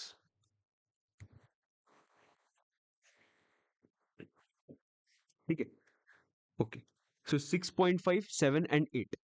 अभी सबसे पहले इस पे टैक्स कंप्यूट करना स्टार्ट करते हैं as per default tax regime. अभी इस पे ना हम लोगों को नॉर्मल टैक्स रिजीम का कंफर्ट आ चुका है.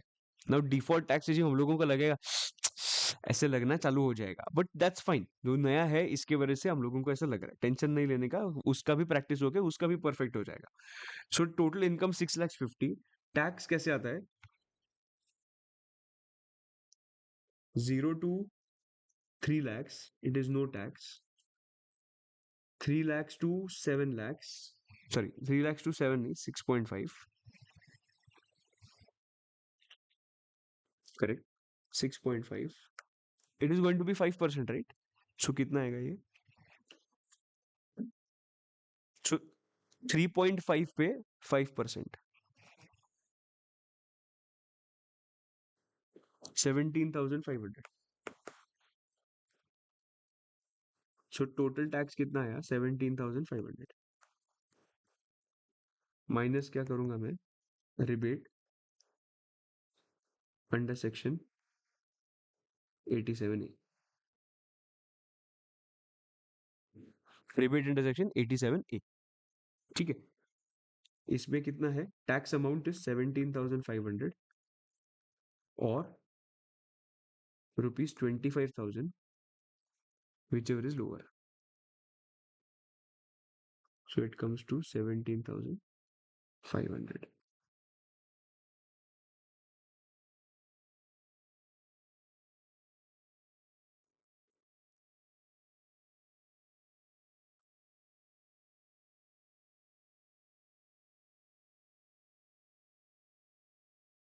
इजी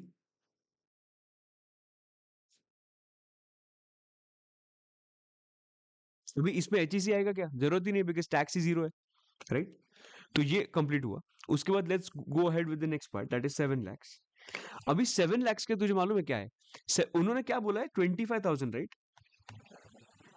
अच्छा मैंने लिखा ही नहीं है ये चीज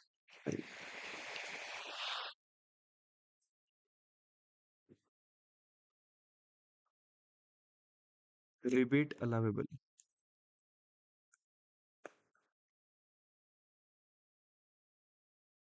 नंबर 1 टैक्स अमाउंट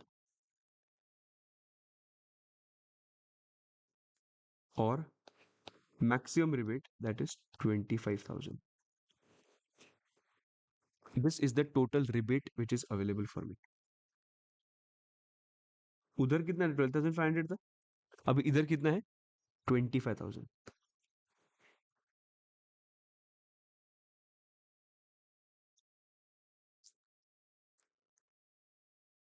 और ना ये 25,000 कैसे आया ना इसका भी तुम लोगों को लॉजिक बोलता हूँ और मेरे हिसाब से ना ये छूट गया है गवर्नमेंट का पॉइंट ये कंसिडर करना देखो मैं तुम लोगों को एक चीज बताता हूँ जस्ट फॉर योर अंडरस्टैंडिंग ठीक है तुम लोगों के अंडरस्टैंडिंग के लिए बता रहा हूँ पहले टैक्स रेट्स कैसे थे 0 to 3 lakhs 3 lakhs to 6 lakhs it was 5% 6 lakhs to 9 lakhs 9 lakhs to 12 lakhs 12 to 15 and more then 15 ठीक है तो इसमें कैसे 5 10 15 20 एंड 30 मुझे बताओ ये स्लैब रेट के हिसाब से 7 lakhs पे टैक्स कितना कैसे आएगा चलो कंप्यूट नहीं कर मैं करता हूँ तुम लोगों को कंप्यूट क्योंकि मतलब नहीं बिकॉज ये पुराने रेट से अभी 7 lakhs के लिए अगर टैक्स कंप्यूट करना होगा तो कहने से 0 to 3 lakhs will be nil 0 to 3 lakh इसके ही आगे लिखता हूँ मुझे 0 to 3 लाख नील आएगा 3 lakhs to 6 lakhs बीच में कितना 3 लाख 3 लाख पे कितना परसेंट 5% सो 3 lakhs पे 5% कितना आता है 3 lakhs पे 5% कितना आता है 15,000 एवरीवन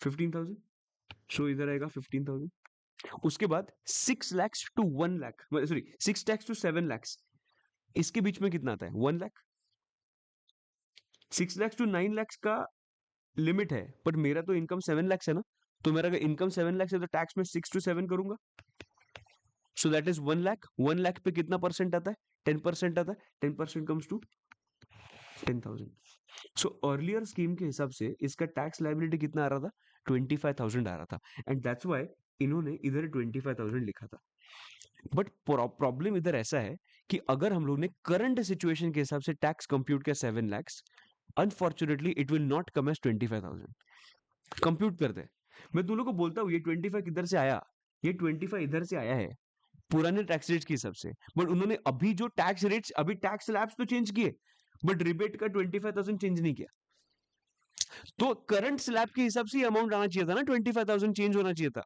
बट उन्होंने वैसा नहीं किया 25,000 ही रखा है मेरे हिसाब से this is the thing which is left to be done because अभी तक तूने अगर देखा होगा 5 लाख पे भी, जब भी नॉर्मल स्कीम के केस में 5 लाख पे भी जो टैक्स लगता है वो 12,500 आता है, वो रिबेट में 12,500 था।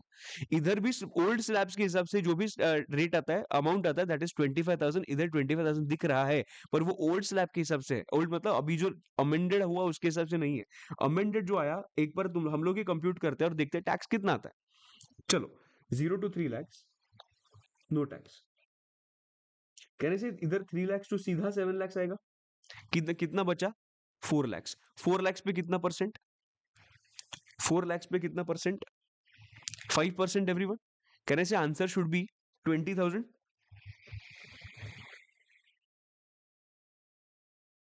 बराबर। सो अगर मेरा इनकम 7 lakhs होगा, my tax amount is always going to be what? 20,000। But I have got the rebate of 25, whichever is lower ही आएगा। So answer will be 20 only. कुछ ऐसे किसी को बेनिफिट नहीं मिल रहा है या किसी का बेनिफिट छीना नहीं गया है, बट मेरे हिसाब से ये जो होना चाहिए था वो 20,000 होना चाहिए था। तुम लोग को समझ रहे हैं मैं क्या बोल रहा हूँ? मैं क्यों बोल रहा हूँ समझा सब सबको? मैं क्यों बोल रहा हूँ ये 20,000 होना चाहिए था? क्योंकि 7 lakhs का उन्होंने अगर रिबेट दिया है तो 7 lakhs का रिबेट का tax amount comes to 20,000। But ठीक है, they have given 25, no problem. अपना आंसर तो 20 का ही रिबेट का आने वाला है वैसे, विच एवर इज लोअर में। सो this is the tax minus rebate under section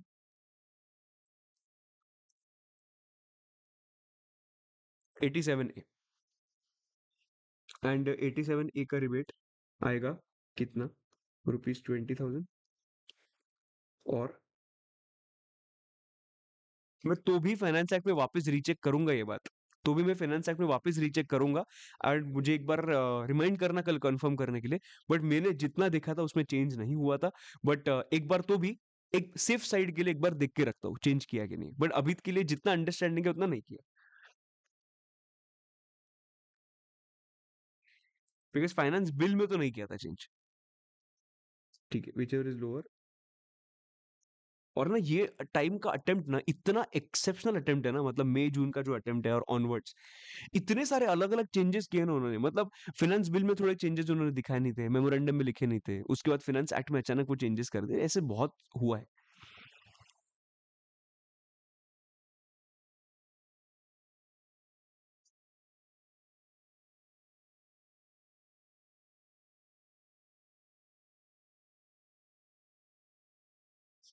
इधर आएगा नील।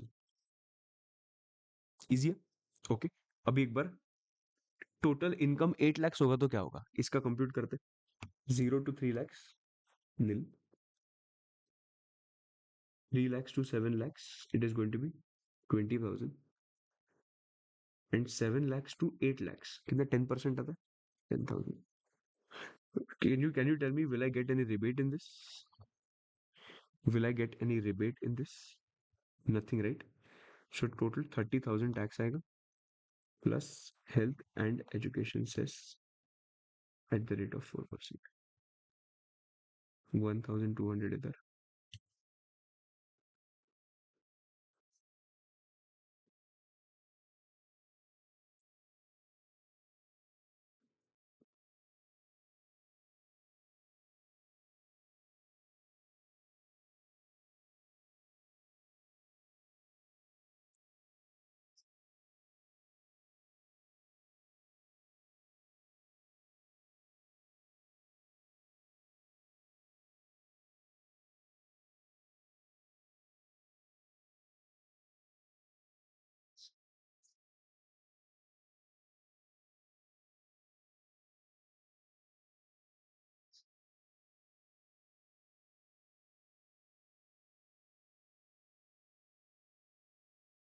सब लोगों को समझा रिबेट का, और मैं सब लोगों को समझा 25 कैसे आया है। बिकॉज क्या है ना, मैं क्यों समझा है मालूम है? बिकॉज तुम लोग जब भी कंपेयर करोगे ना, तुम लोगों के मन में डाउट आएगा कि सर ये 20 क्यों आया, 25 क्यों आया, 20 होना चाहिए था ना, बिकॉज मैक्सिमम तो अग्रीड। मैं तुम लोगों को रीजन भी बताया 25 क्यों आ रहा है। वो कंफ्यूजन ना आने के लिए जस्ट एक्सप्लेन करके रखा पहले से ही।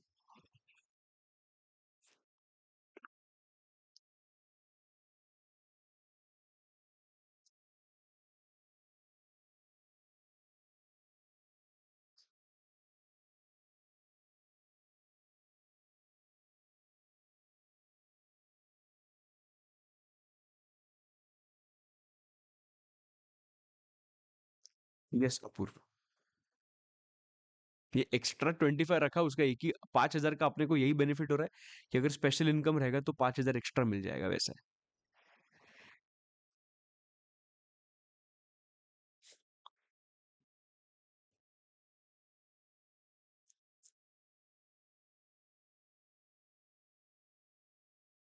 ये वाला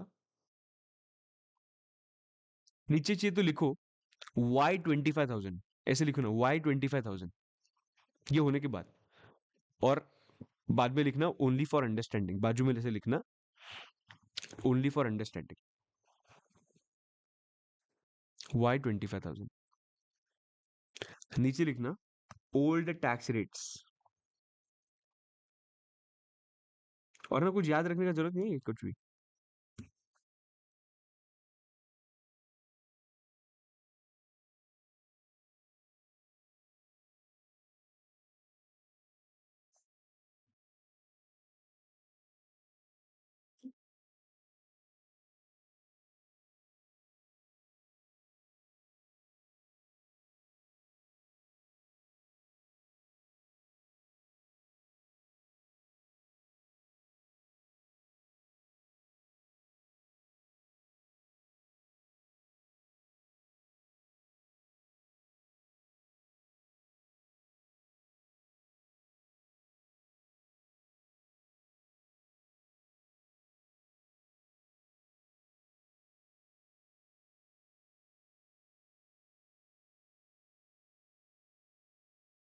ये लिखने के बाद नीचे लिखना tax on 7 lakhs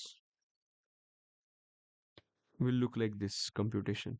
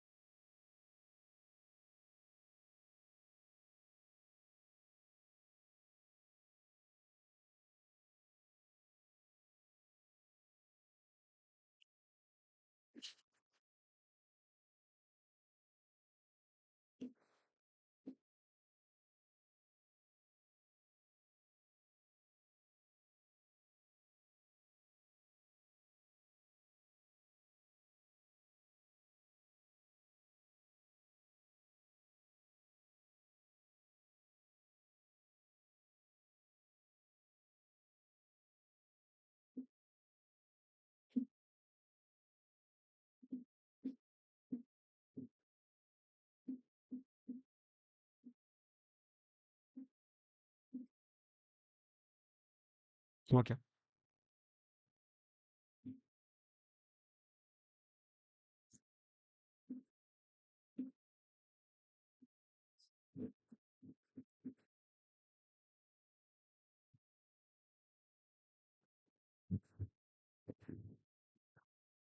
next page पे लिखना, नेक्स्ट पेज पे लिखना marginal relief. Okay,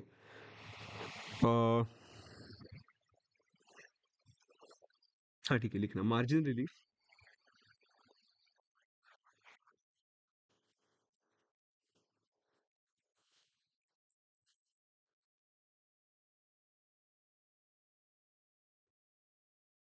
in case of 115 BSc, in case of section 115 BSc। अभी क्या है देखो, इसको जो ना मतलब मार्जिनल रिलीफ ये सिर्फ कॉन्सेप्ट है, marginal relief is just a concept. हम लोग मार्जिनल रिलीफ उसको नहीं बोलेंगे, we will call it as rebate only, we will call it as rebate only, but this has a different concept altogether। तो एक बार पूरा फोकस करना, मैं क्या बोल रहा हूँ इस पे, ठीक है? लिखना ऊपर marginal relief in case of 115 BSc, और उसके बाद मैं दो तीन चीजें लिखवा के दे रहा हूँ, वो भी लिखवा लिखना। If total income exceeds 7 lakhs, if total income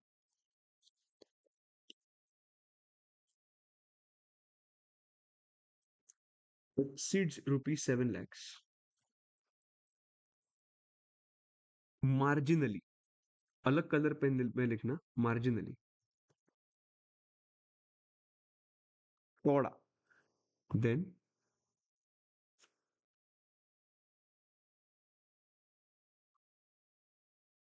the assessee, then the assessee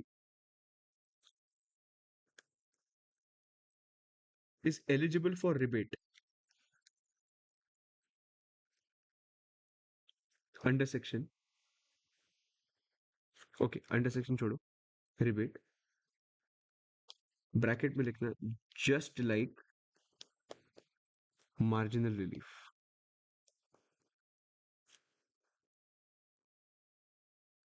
marginal relief का कॉन्सेप्ट क्या था सर? मार्जिनल रिलीफ का कॉन्सेप्ट ये था कि अगर मेरा सरचार्ज अमाउंट अगर मेरे थ्रेशोल्ड लिमिट के ऊपर थोड़ा सा जा रहा है, देन इन दैट केस मुझे मार्जिनल रिलीफ मिलता है। यूजुअली मार्जिनल रिलीफ का कॉन्सेप्ट अगर मैंने बात किया तो this is applicable only in case of surcharge, but उन्होंने ये स्पेसिफिकली 115 बीएससी के रिबेट में भी एप्लीकेबल कर दिया। इसका मतलब क्या कि 115 बीएससी में 7 लाख तक रिबेट मिलता है, बराबर है। अगर 7 लाख के ऊपर थोड़ा सा भी इनकम गया होगा, और वो थोड़ा इनकम जाने की वजह से देखो, 7 लाख के नीचे कुछ टैक्स नहीं था, बट 7 लाख के ऊपर थोड़ा सा गया तो अचानक टैक्स आ गया।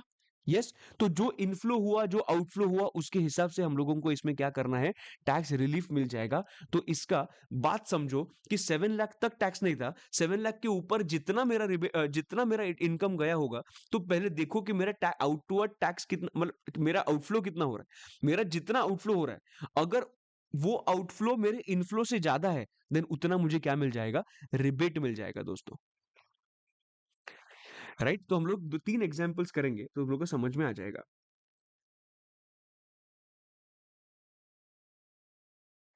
सेकंड पॉइंट लिखना, when is he eligible for rebate, when is he available for rebate, he when is he eligible sir, when is he eligible for rebate.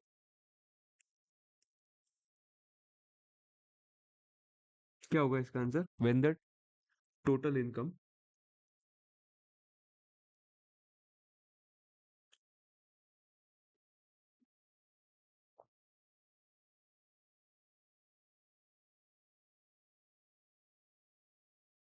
In excess of 7 lakhs,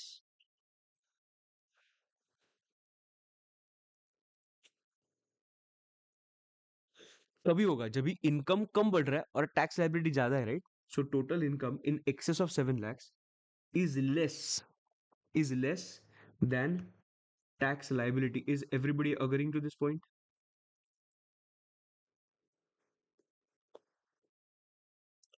When total income in excess of 7 lakh, 7 lakh के ऊपर, अगर 1000 के ऊपर, 1000 से अगर exceed हुआ, तो कहने से इनकम मेरा 1000 है, मतलब ये जो अमाउंट आएगा वो 1000 है इन एक्सेस ऑफ 7 lakhs, बट कहने से टैक्स लाइबिलिटी 1000 की वजह से बहुत आएगा, बिकॉज प्रॉपर आएगा ना 0 to 3 lakhs, 3 lakhs to 7 lakhs, 7 lakhs to 7 lakhs 1000, इस पे प्रॉपर टैक्स कंप्यूटेशन होगा। So this tax liability will be higher, right? So तभी रिबेट का कॉन्सेप्ट एप्लीकेबल हो जाएगा। I hope you are clear. So rebate कितना मिलेगा? जितना तेरे साथ गलत हो रहा है। कितना गलत हो रहा है? Total rebate is equal to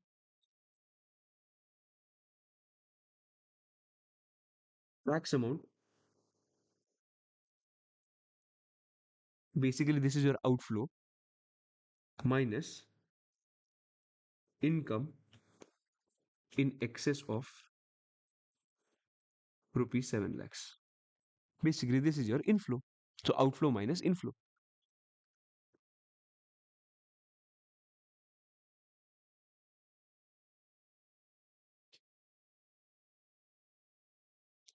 correct? अब एक बार निकालते हैं।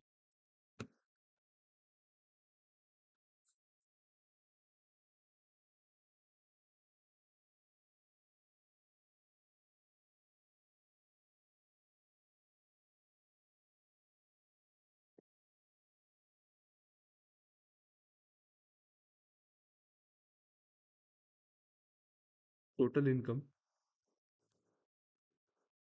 Is equal to 7,10,000।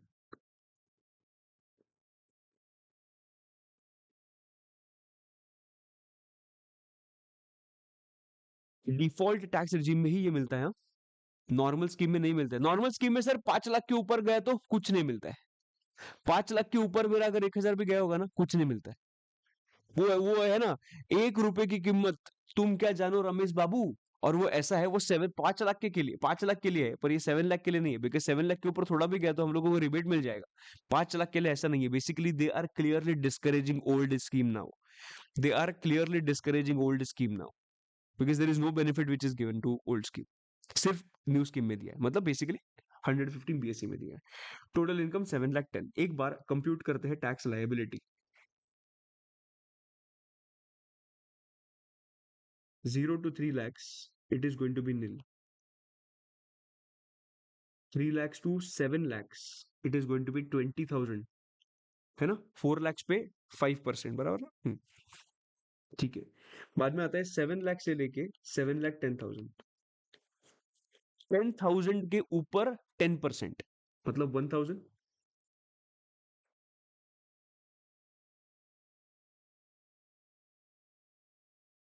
सो 21,000 का टैक्स आया, बराबर।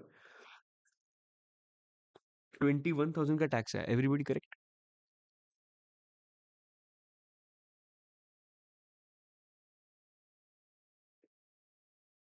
अभी तुम लोग ही सोचो कि मैंने कमाया कितना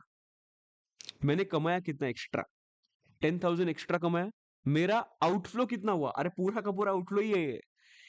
अगर मैं 10,000 कमाता ही नहीं ना, तो मेरे 21,000 का कभी टैक्स आता ही नहीं। प्लीज सब लोग थोड़ा पार्टिसिपेट करना। अगर मैं 10,000 कमाता ही नहीं, तो मेरा कभी 21,000 का आंसर कभी आता ही नहीं। बिकॉज अगर 7 lakhs होता ना, वो answer would be zero, because ऊपर हम लोग ने कंप्यूट किया, देखो 7 lakhs पे आंसर कम्स टू जीरो। तो इसकी वजह से बोल रहा हूँ, इधर ज्यादा कुछ टेंशन है ही नहीं। अगर 10,000 ज्यादा कमाया, तो मेरा 21,000 का टैक्स आ रहा है। Don't you think it is wrong? Yes, and that's why I am eligible for rebate. नीचे लिखना माइनस करके, और इधर मार्जिनल रिलीफ नहीं लिखोगे। Your you will not right marginal relief, your you will write rebate under section 87A। ये भी rebate ही है।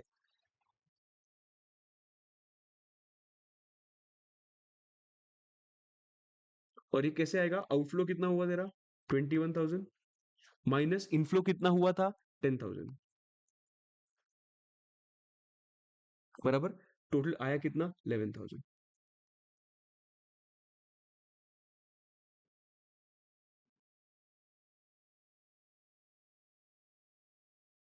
So tax amount minus income in excess of 7 lakhs। 7 lakh के ऊपर कितना है? 7 लाख इधर 10,000, और ये 21,000। सो इतना तुझे रिलीफ मिलना चाहिए, तो वो माइनस किया। मेरा आंसर कितना आएगा?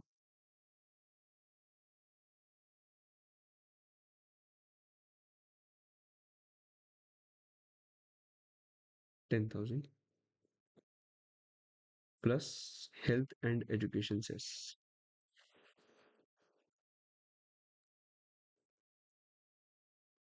That is going to be 400।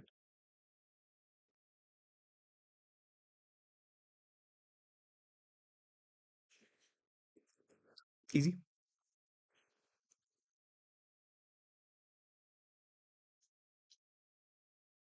Second example लिख रहा हूं मैं। Total income is equal to rupees 7,20,000। चलो फटाफट करते हैं अभी। Tax liability 0 to 3 lakhs nil, 3 lakhs to 7 lakhs it is 20,000, 7 lakhs to 7 lakhs 20,000 is going to be what? Be 20,000 पे कितना परसेंट? 10%, मतलब 2,000।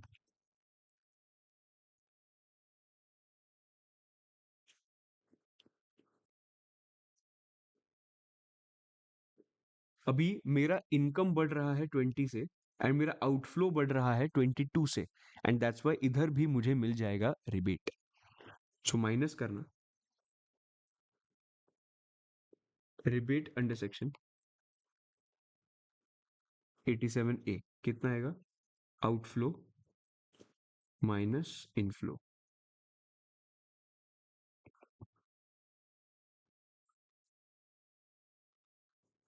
ब्रैकेट में लिखना and answer comes as 2000 plus HEC।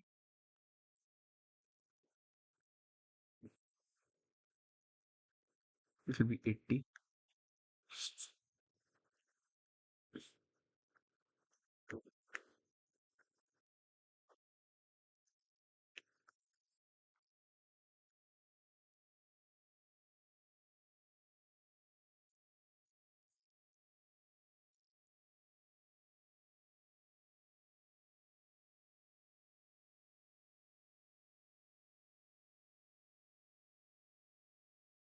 Third point 7,40,000 से करना है टोटल इनकम।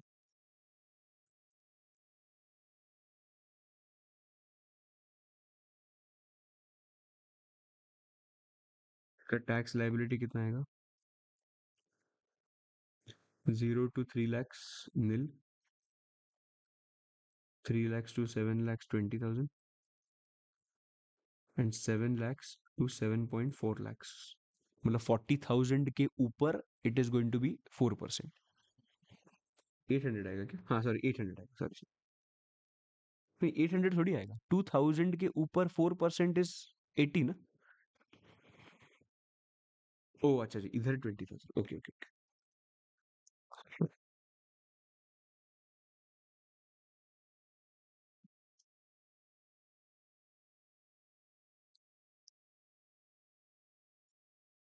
ये वाला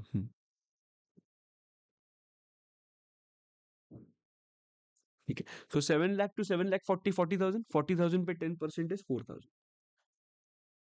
अभी मुझे तुम लोग बताओ रिबेट एप्लीकेबल होगा क्या थर्ड केस में? Can somebody tell me rebate applicable होगा क्या?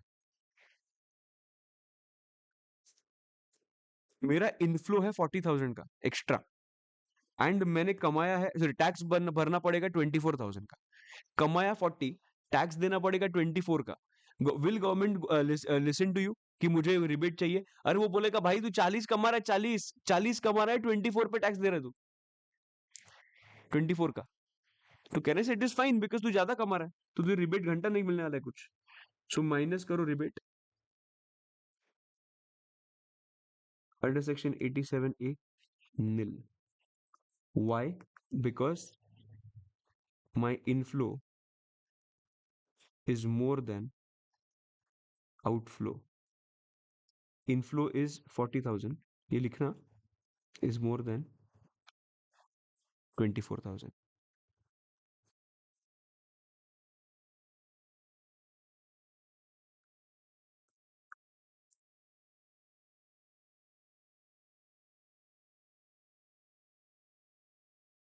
Minus, sorry plus HEC।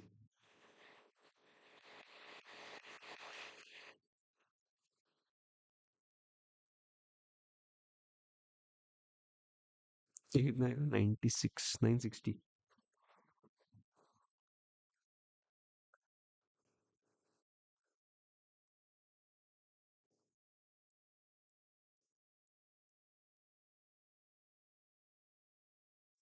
अपना 99% चैप्टर हो चुका है, एक स्मॉल कॉन्सेप्ट बाकी है, जैसे वो कवर करके we will stop the lecture.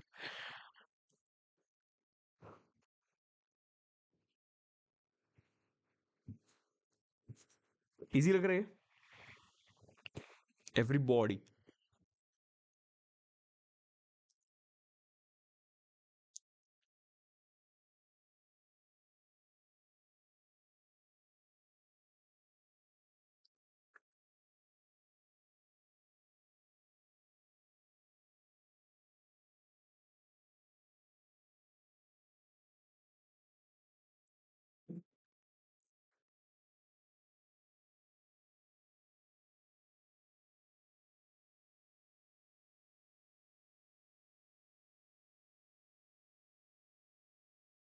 ये था रिबेट अंडर सेक्शन 87A अगर 7 लाख के ऊपर थोड़ा अमाउंट गया तो। ओके, एक छोटा सा पॉइंट करते हैं अभी, लास्ट पॉइंट है।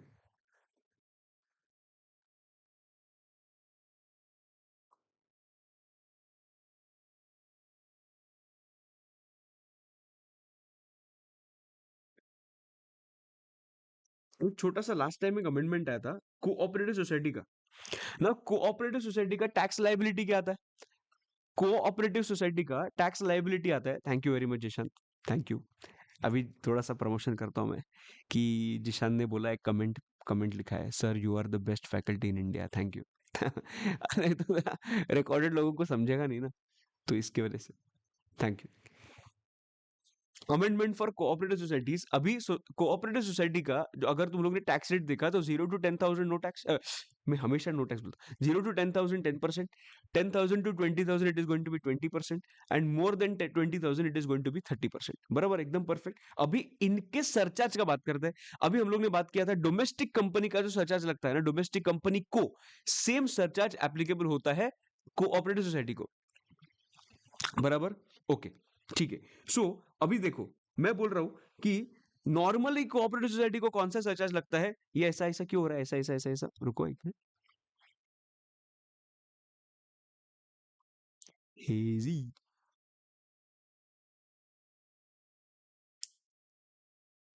माइक देखो माइक।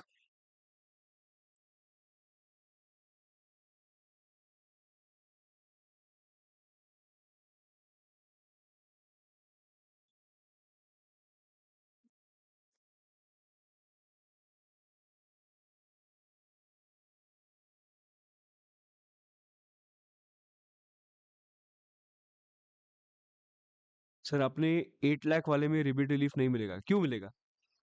इसके रीजनिंग भी लिखा है ना बाजू में, क्यों मिलेगा उसमें? मेरा तो टैक्स लाइबिलिटी कम है मेरे इनकम से, मेरे इनकम 40 से बढ़ रहा है। 8 लाख से किया था ना उसमें। 7 लाख 40, 8 लाख किधर से आया? 7 लाख 40।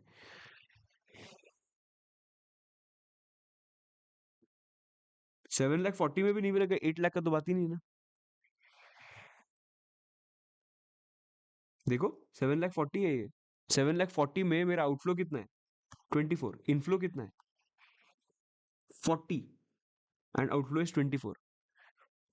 तो मेरा इनफ्लो ज्यादा है ना, पैसा ज्यादा कमा रहा हूँ मैं, तो तू 24,000 का ही टैक्स दे रहा है, तो this is fine.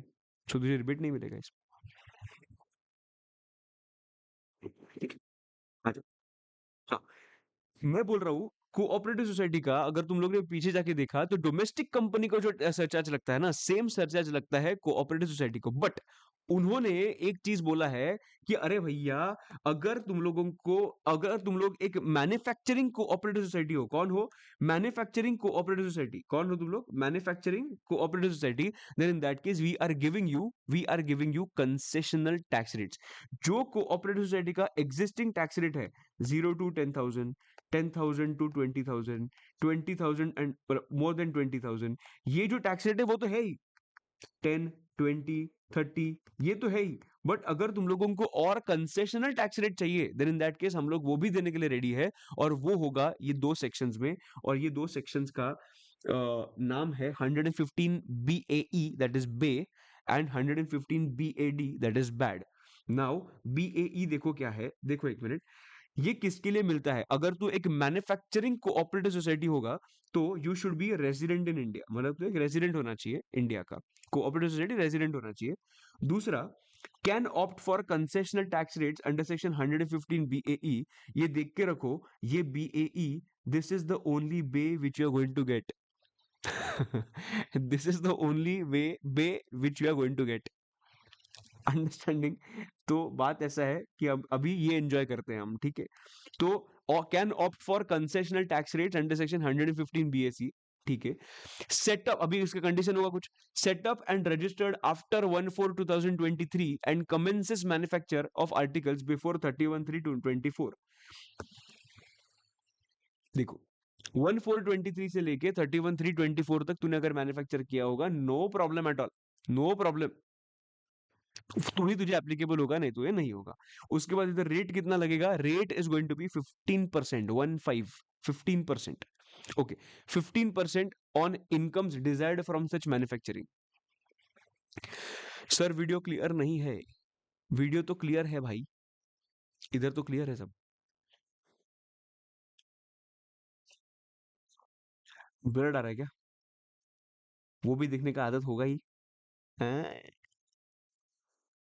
Rate is 15% on income desired from such manufacturing. अभी भी देखो, इधर कंसेशनल रेट क्या दे दिया, 15% फ्लैट।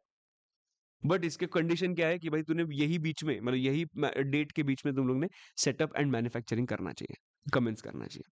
ठीक है, तो इधर रेट कितना लगेगा, 15%। अगर मैंने कोऑपरेटिव सोसाइटी का 115 BAE का बात किया, the rate is going to be 15%।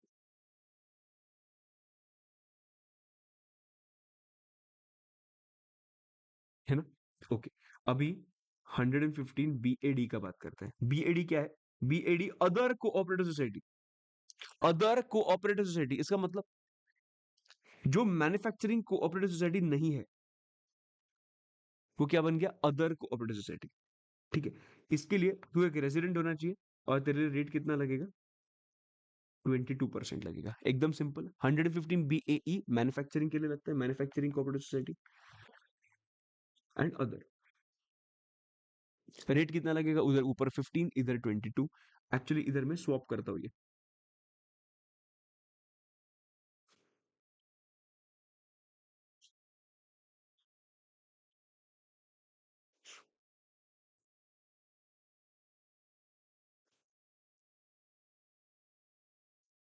ठीक है, ओके। अभी देखो, कंडीशन फॉर 115 BSc, इसमें से कुछ नहीं समझेगा तुम लोगों को, इसमें से कुछ नहीं समझेगा, बिकॉज ये तुम लोगों को नहीं मिलने वाला है, ऐसे वो लोग बोल रहे हैं। तो अभी के लिए हम लोग क्या करेंगे, अभी के लिए इग्नोर करेंगे। अभी के लिए इग्नोर करेंगे, हम लोगों को डिडक्शंस नहीं मिलेंगे और एग्जेम्पशंस नहीं मिलेंगे, ये बोल के हम लोग आगे बढ़ते हैं। एग्जाम्पशंस नहीं मिलेंगे, डिडक्शंस नहीं मिलेंगे, ये बोल के हम लोग आगे बढ़ते हैं, बिकॉज इसमें से नहीं समझेगा। मैं बोला 35 AD नहीं मिलेगा, समझा ना तुझे, 35 AD नहीं मिलेगा, 35 CCC भी नहीं मिलेगा। क्या समझेगा भाई, कुछ नहीं समझेगा। आगे आ जाओ सरचार्ज पे। इन case of cooperative society, other than cooperative society opting for 115 BAD and BAE, मुझे बताओ जो 115 BAD और BAE में फॉल नहीं होता है, उनके लिए क्या है, डोमेस्टिक कंपनी का टैक्स रेट है, बराबर है। जो डोमेस्टिक कंपनी का टैक्स रेट है, what is the surcharge for a cooperative society normally, domestic company का क्या है, 0 to 1 crore, no surcharge. 1 crore to 10 crores it is going to be 7%, and 10 crore से लेके मतलब about 10 crore it is going to be 12%, बराबर।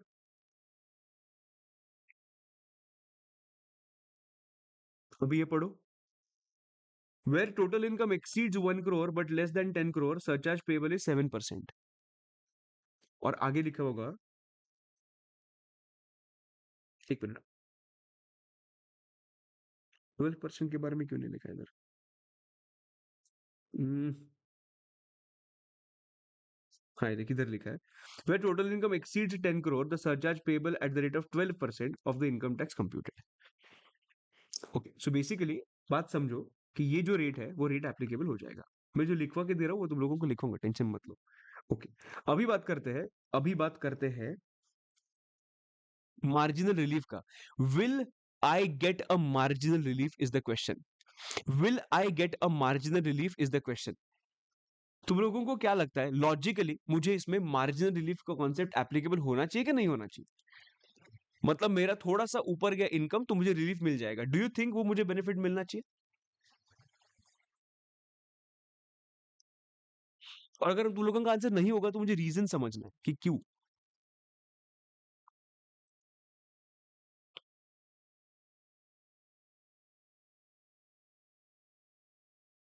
100% मिलना चाहिए भाई, अरे वो तो गलत हो रहा है, इसकी वजह से तो हम लोगों को बेनिफिट मिल रहा है ना। तो मुझे मार्जिनल रिलीफ का कॉन्सेप्ट और बेनिफिट मिलना चाहिए, वो 1 करोड़ का हो या 10 करोड़ के ऊपर वाला हो। Understanding, so I will get a benefit of marginal relief. ठीक है, उसके बाद नेक्स्ट पॉइंट इज, इसमें भी आएगा 10% ऑफ कंपल्सरी सरचार्ज। मतलब इसमें मैं आता हूं ऊपर और लिखता हूं 15% प्लस 10% ऑफ कंपल्सरी सरचार्ज, ये दोनों में plus 4% of health and education cess. 4% of health and education cess. So basically BAE और बीएडी में इतना ही है। बीएई में क्या है, मैन्युफैक्चरिंग होगा। बीएडी में क्या है, अदर होगा। बीएई में रेट क्या है, 15%, 10%, 4%। एंड बीएडी में क्या है, 22%, 10%, 4%। राइट, मैन्युफैक्चरिंग के लिए उधर भी 15 था, अगर तुम लोगों को याद होगा तो नॉर्मल स्कीम में, डोमेस्टिक कंपनी में भी 15 था जो मैन्युफैक्चरिंग में है। और जो अदर देन मैन्युफैक्चरिंग में ले उसके लिए 22 था। तो रेट्स आर द सेम, अगर तुम लोगों को याद होगा तो। है ना? ओके, तो अभी सरचार्ज तो हम लोगों ने देख लिया, it is 10%। So will normal surcharge, ये जो सरचार्ज रेट्स है, ये बीएडी और बीएई के लिए अप्लाई होंगे क्या? ये बीएई और बीएडी के लिए अप्लाई होंगे क्या? ऑफ कोर्स नहीं होंगे,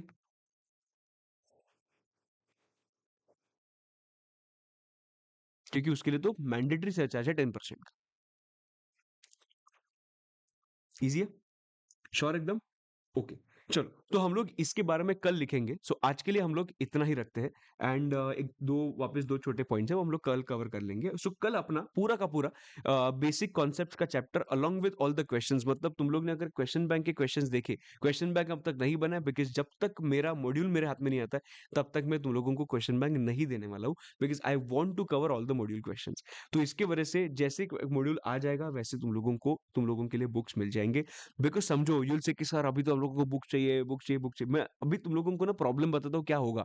अगर तो मॉड्यूल नहीं होगा ना तुम लोगों के बुक में, तुम लोगों को ना एंड में अभी तुम लोगों को लगेगा अभी बुक चाहिए, अभी बुक चाहिए। बट द पॉइंट इज कि जब भी अगर ऐसा हुआ, मैंने तुम लोगों को दिए तुम लोगों को क्वेश्चन मैं खुद बना के दिए, खुद बनाने के देने के बाद यू विल ऑलवेज फील कि मुझे मॉड्यूल के क्वेश्चंस देखने, या यू नो कि कुछ ऐसे इंस्टीट्यूट के क्वेश्चंस देखने। तो जो जो खुद के क्वेश्चंस थे ना हम लोग ने ऑलरेडी सॉल्व कर दिए।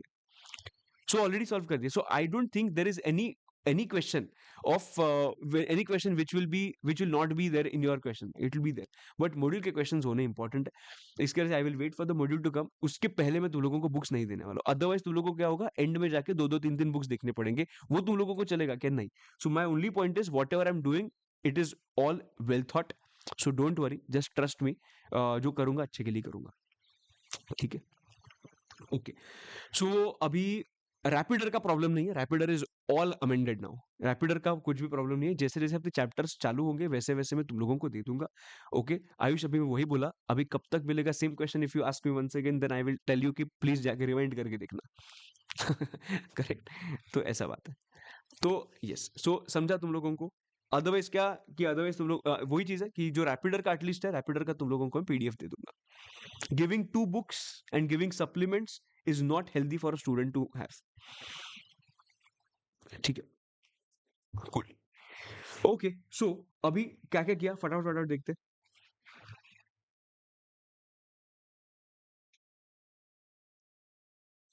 आज हम लोग ने होमवर्क क्वेश्चन किया। होमवर्क क्वेश्चन करने के बाद हम लोगों ने 115 बीएससी देखा। 115 बीएससी देखने के बाद न्यू स्कीम ओल्ड स्कीम का बात किया। अगर न्यू स्कीम होगा तो concessional tax scheme tax rates लगते हैं। ओल्ड स्कीम के केस में नॉर्मल हम लोग ने जो पढ़ा है वो लगता है। उसके बाद न्यू स्कीम जो है उसमें डिडक्शंस नहीं मिलेंगे, एग्जेम्पशन नहीं मिलेंगे, और जो ओल्ड स्कीम होता है उसमें सब कुछ मिलेगा। ठीक है, उसके बाद रिबेट देखा अंडर अंडर सेक्शन 187 ए। 87 ए के अंडर रिबेट मतलब 7 लाख के ऊपर थोड़ा भी गया होगा ना, 7 लाख के ऊपर थोड़ा सा भी गया होगा ना, तो भी हम लोगों को रिबेट मिल जाएगा अंडर सेक्शन 87 ए। एकदम परफेक्ट। और वो कितना मिलेगा, जितना टैक्स अमाउंट है, और 25,000 विच एवर इज लोअर।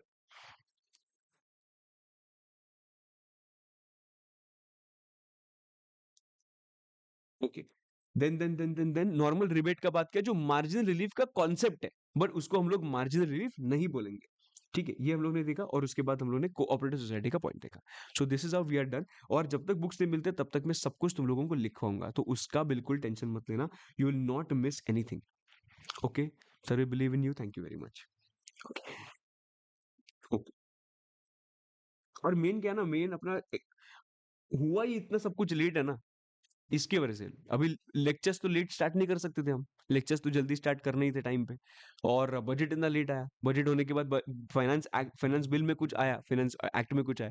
अब you think from my perspective कि कितने सारे चेंजेस, मतलब मैंने तो प्रिंट में डाल दिए थे, मतलब कितना लॉस भी हुआ है मुझे। प्रिंट में डाल दिए थे, ये भवो भाई के प्रिंट भी हो चुके थे कितने सारे बुक्स, फर्स्ट लॉट। तो उतना मेरा पूरा लॉस हो गया बिकॉज सब कुछ चेंज करना पड़ेगा मुझे। ऐसा है ना? ठीक है, चलो आज के लिए इतना ही। Thank you very much guys, I will see you tomorrow. आज का जो होमवर्क होगा मैं मेरे टेलीग्राम ग्रुप पे डाल दूंगा, वो टेलीग्राम ग्रुप से प्लीज एक बार होमवर्क कर लेना। और कल हम लोग मिलेंगे, we will complete this basic concepts and then we will start with the first chapter, first head of income, that is income from house property. मजा आएगा। कल मिलते हैं, till then bye bye, see you and take care, bye bye, tata, have a lovely day ahead, bye bye.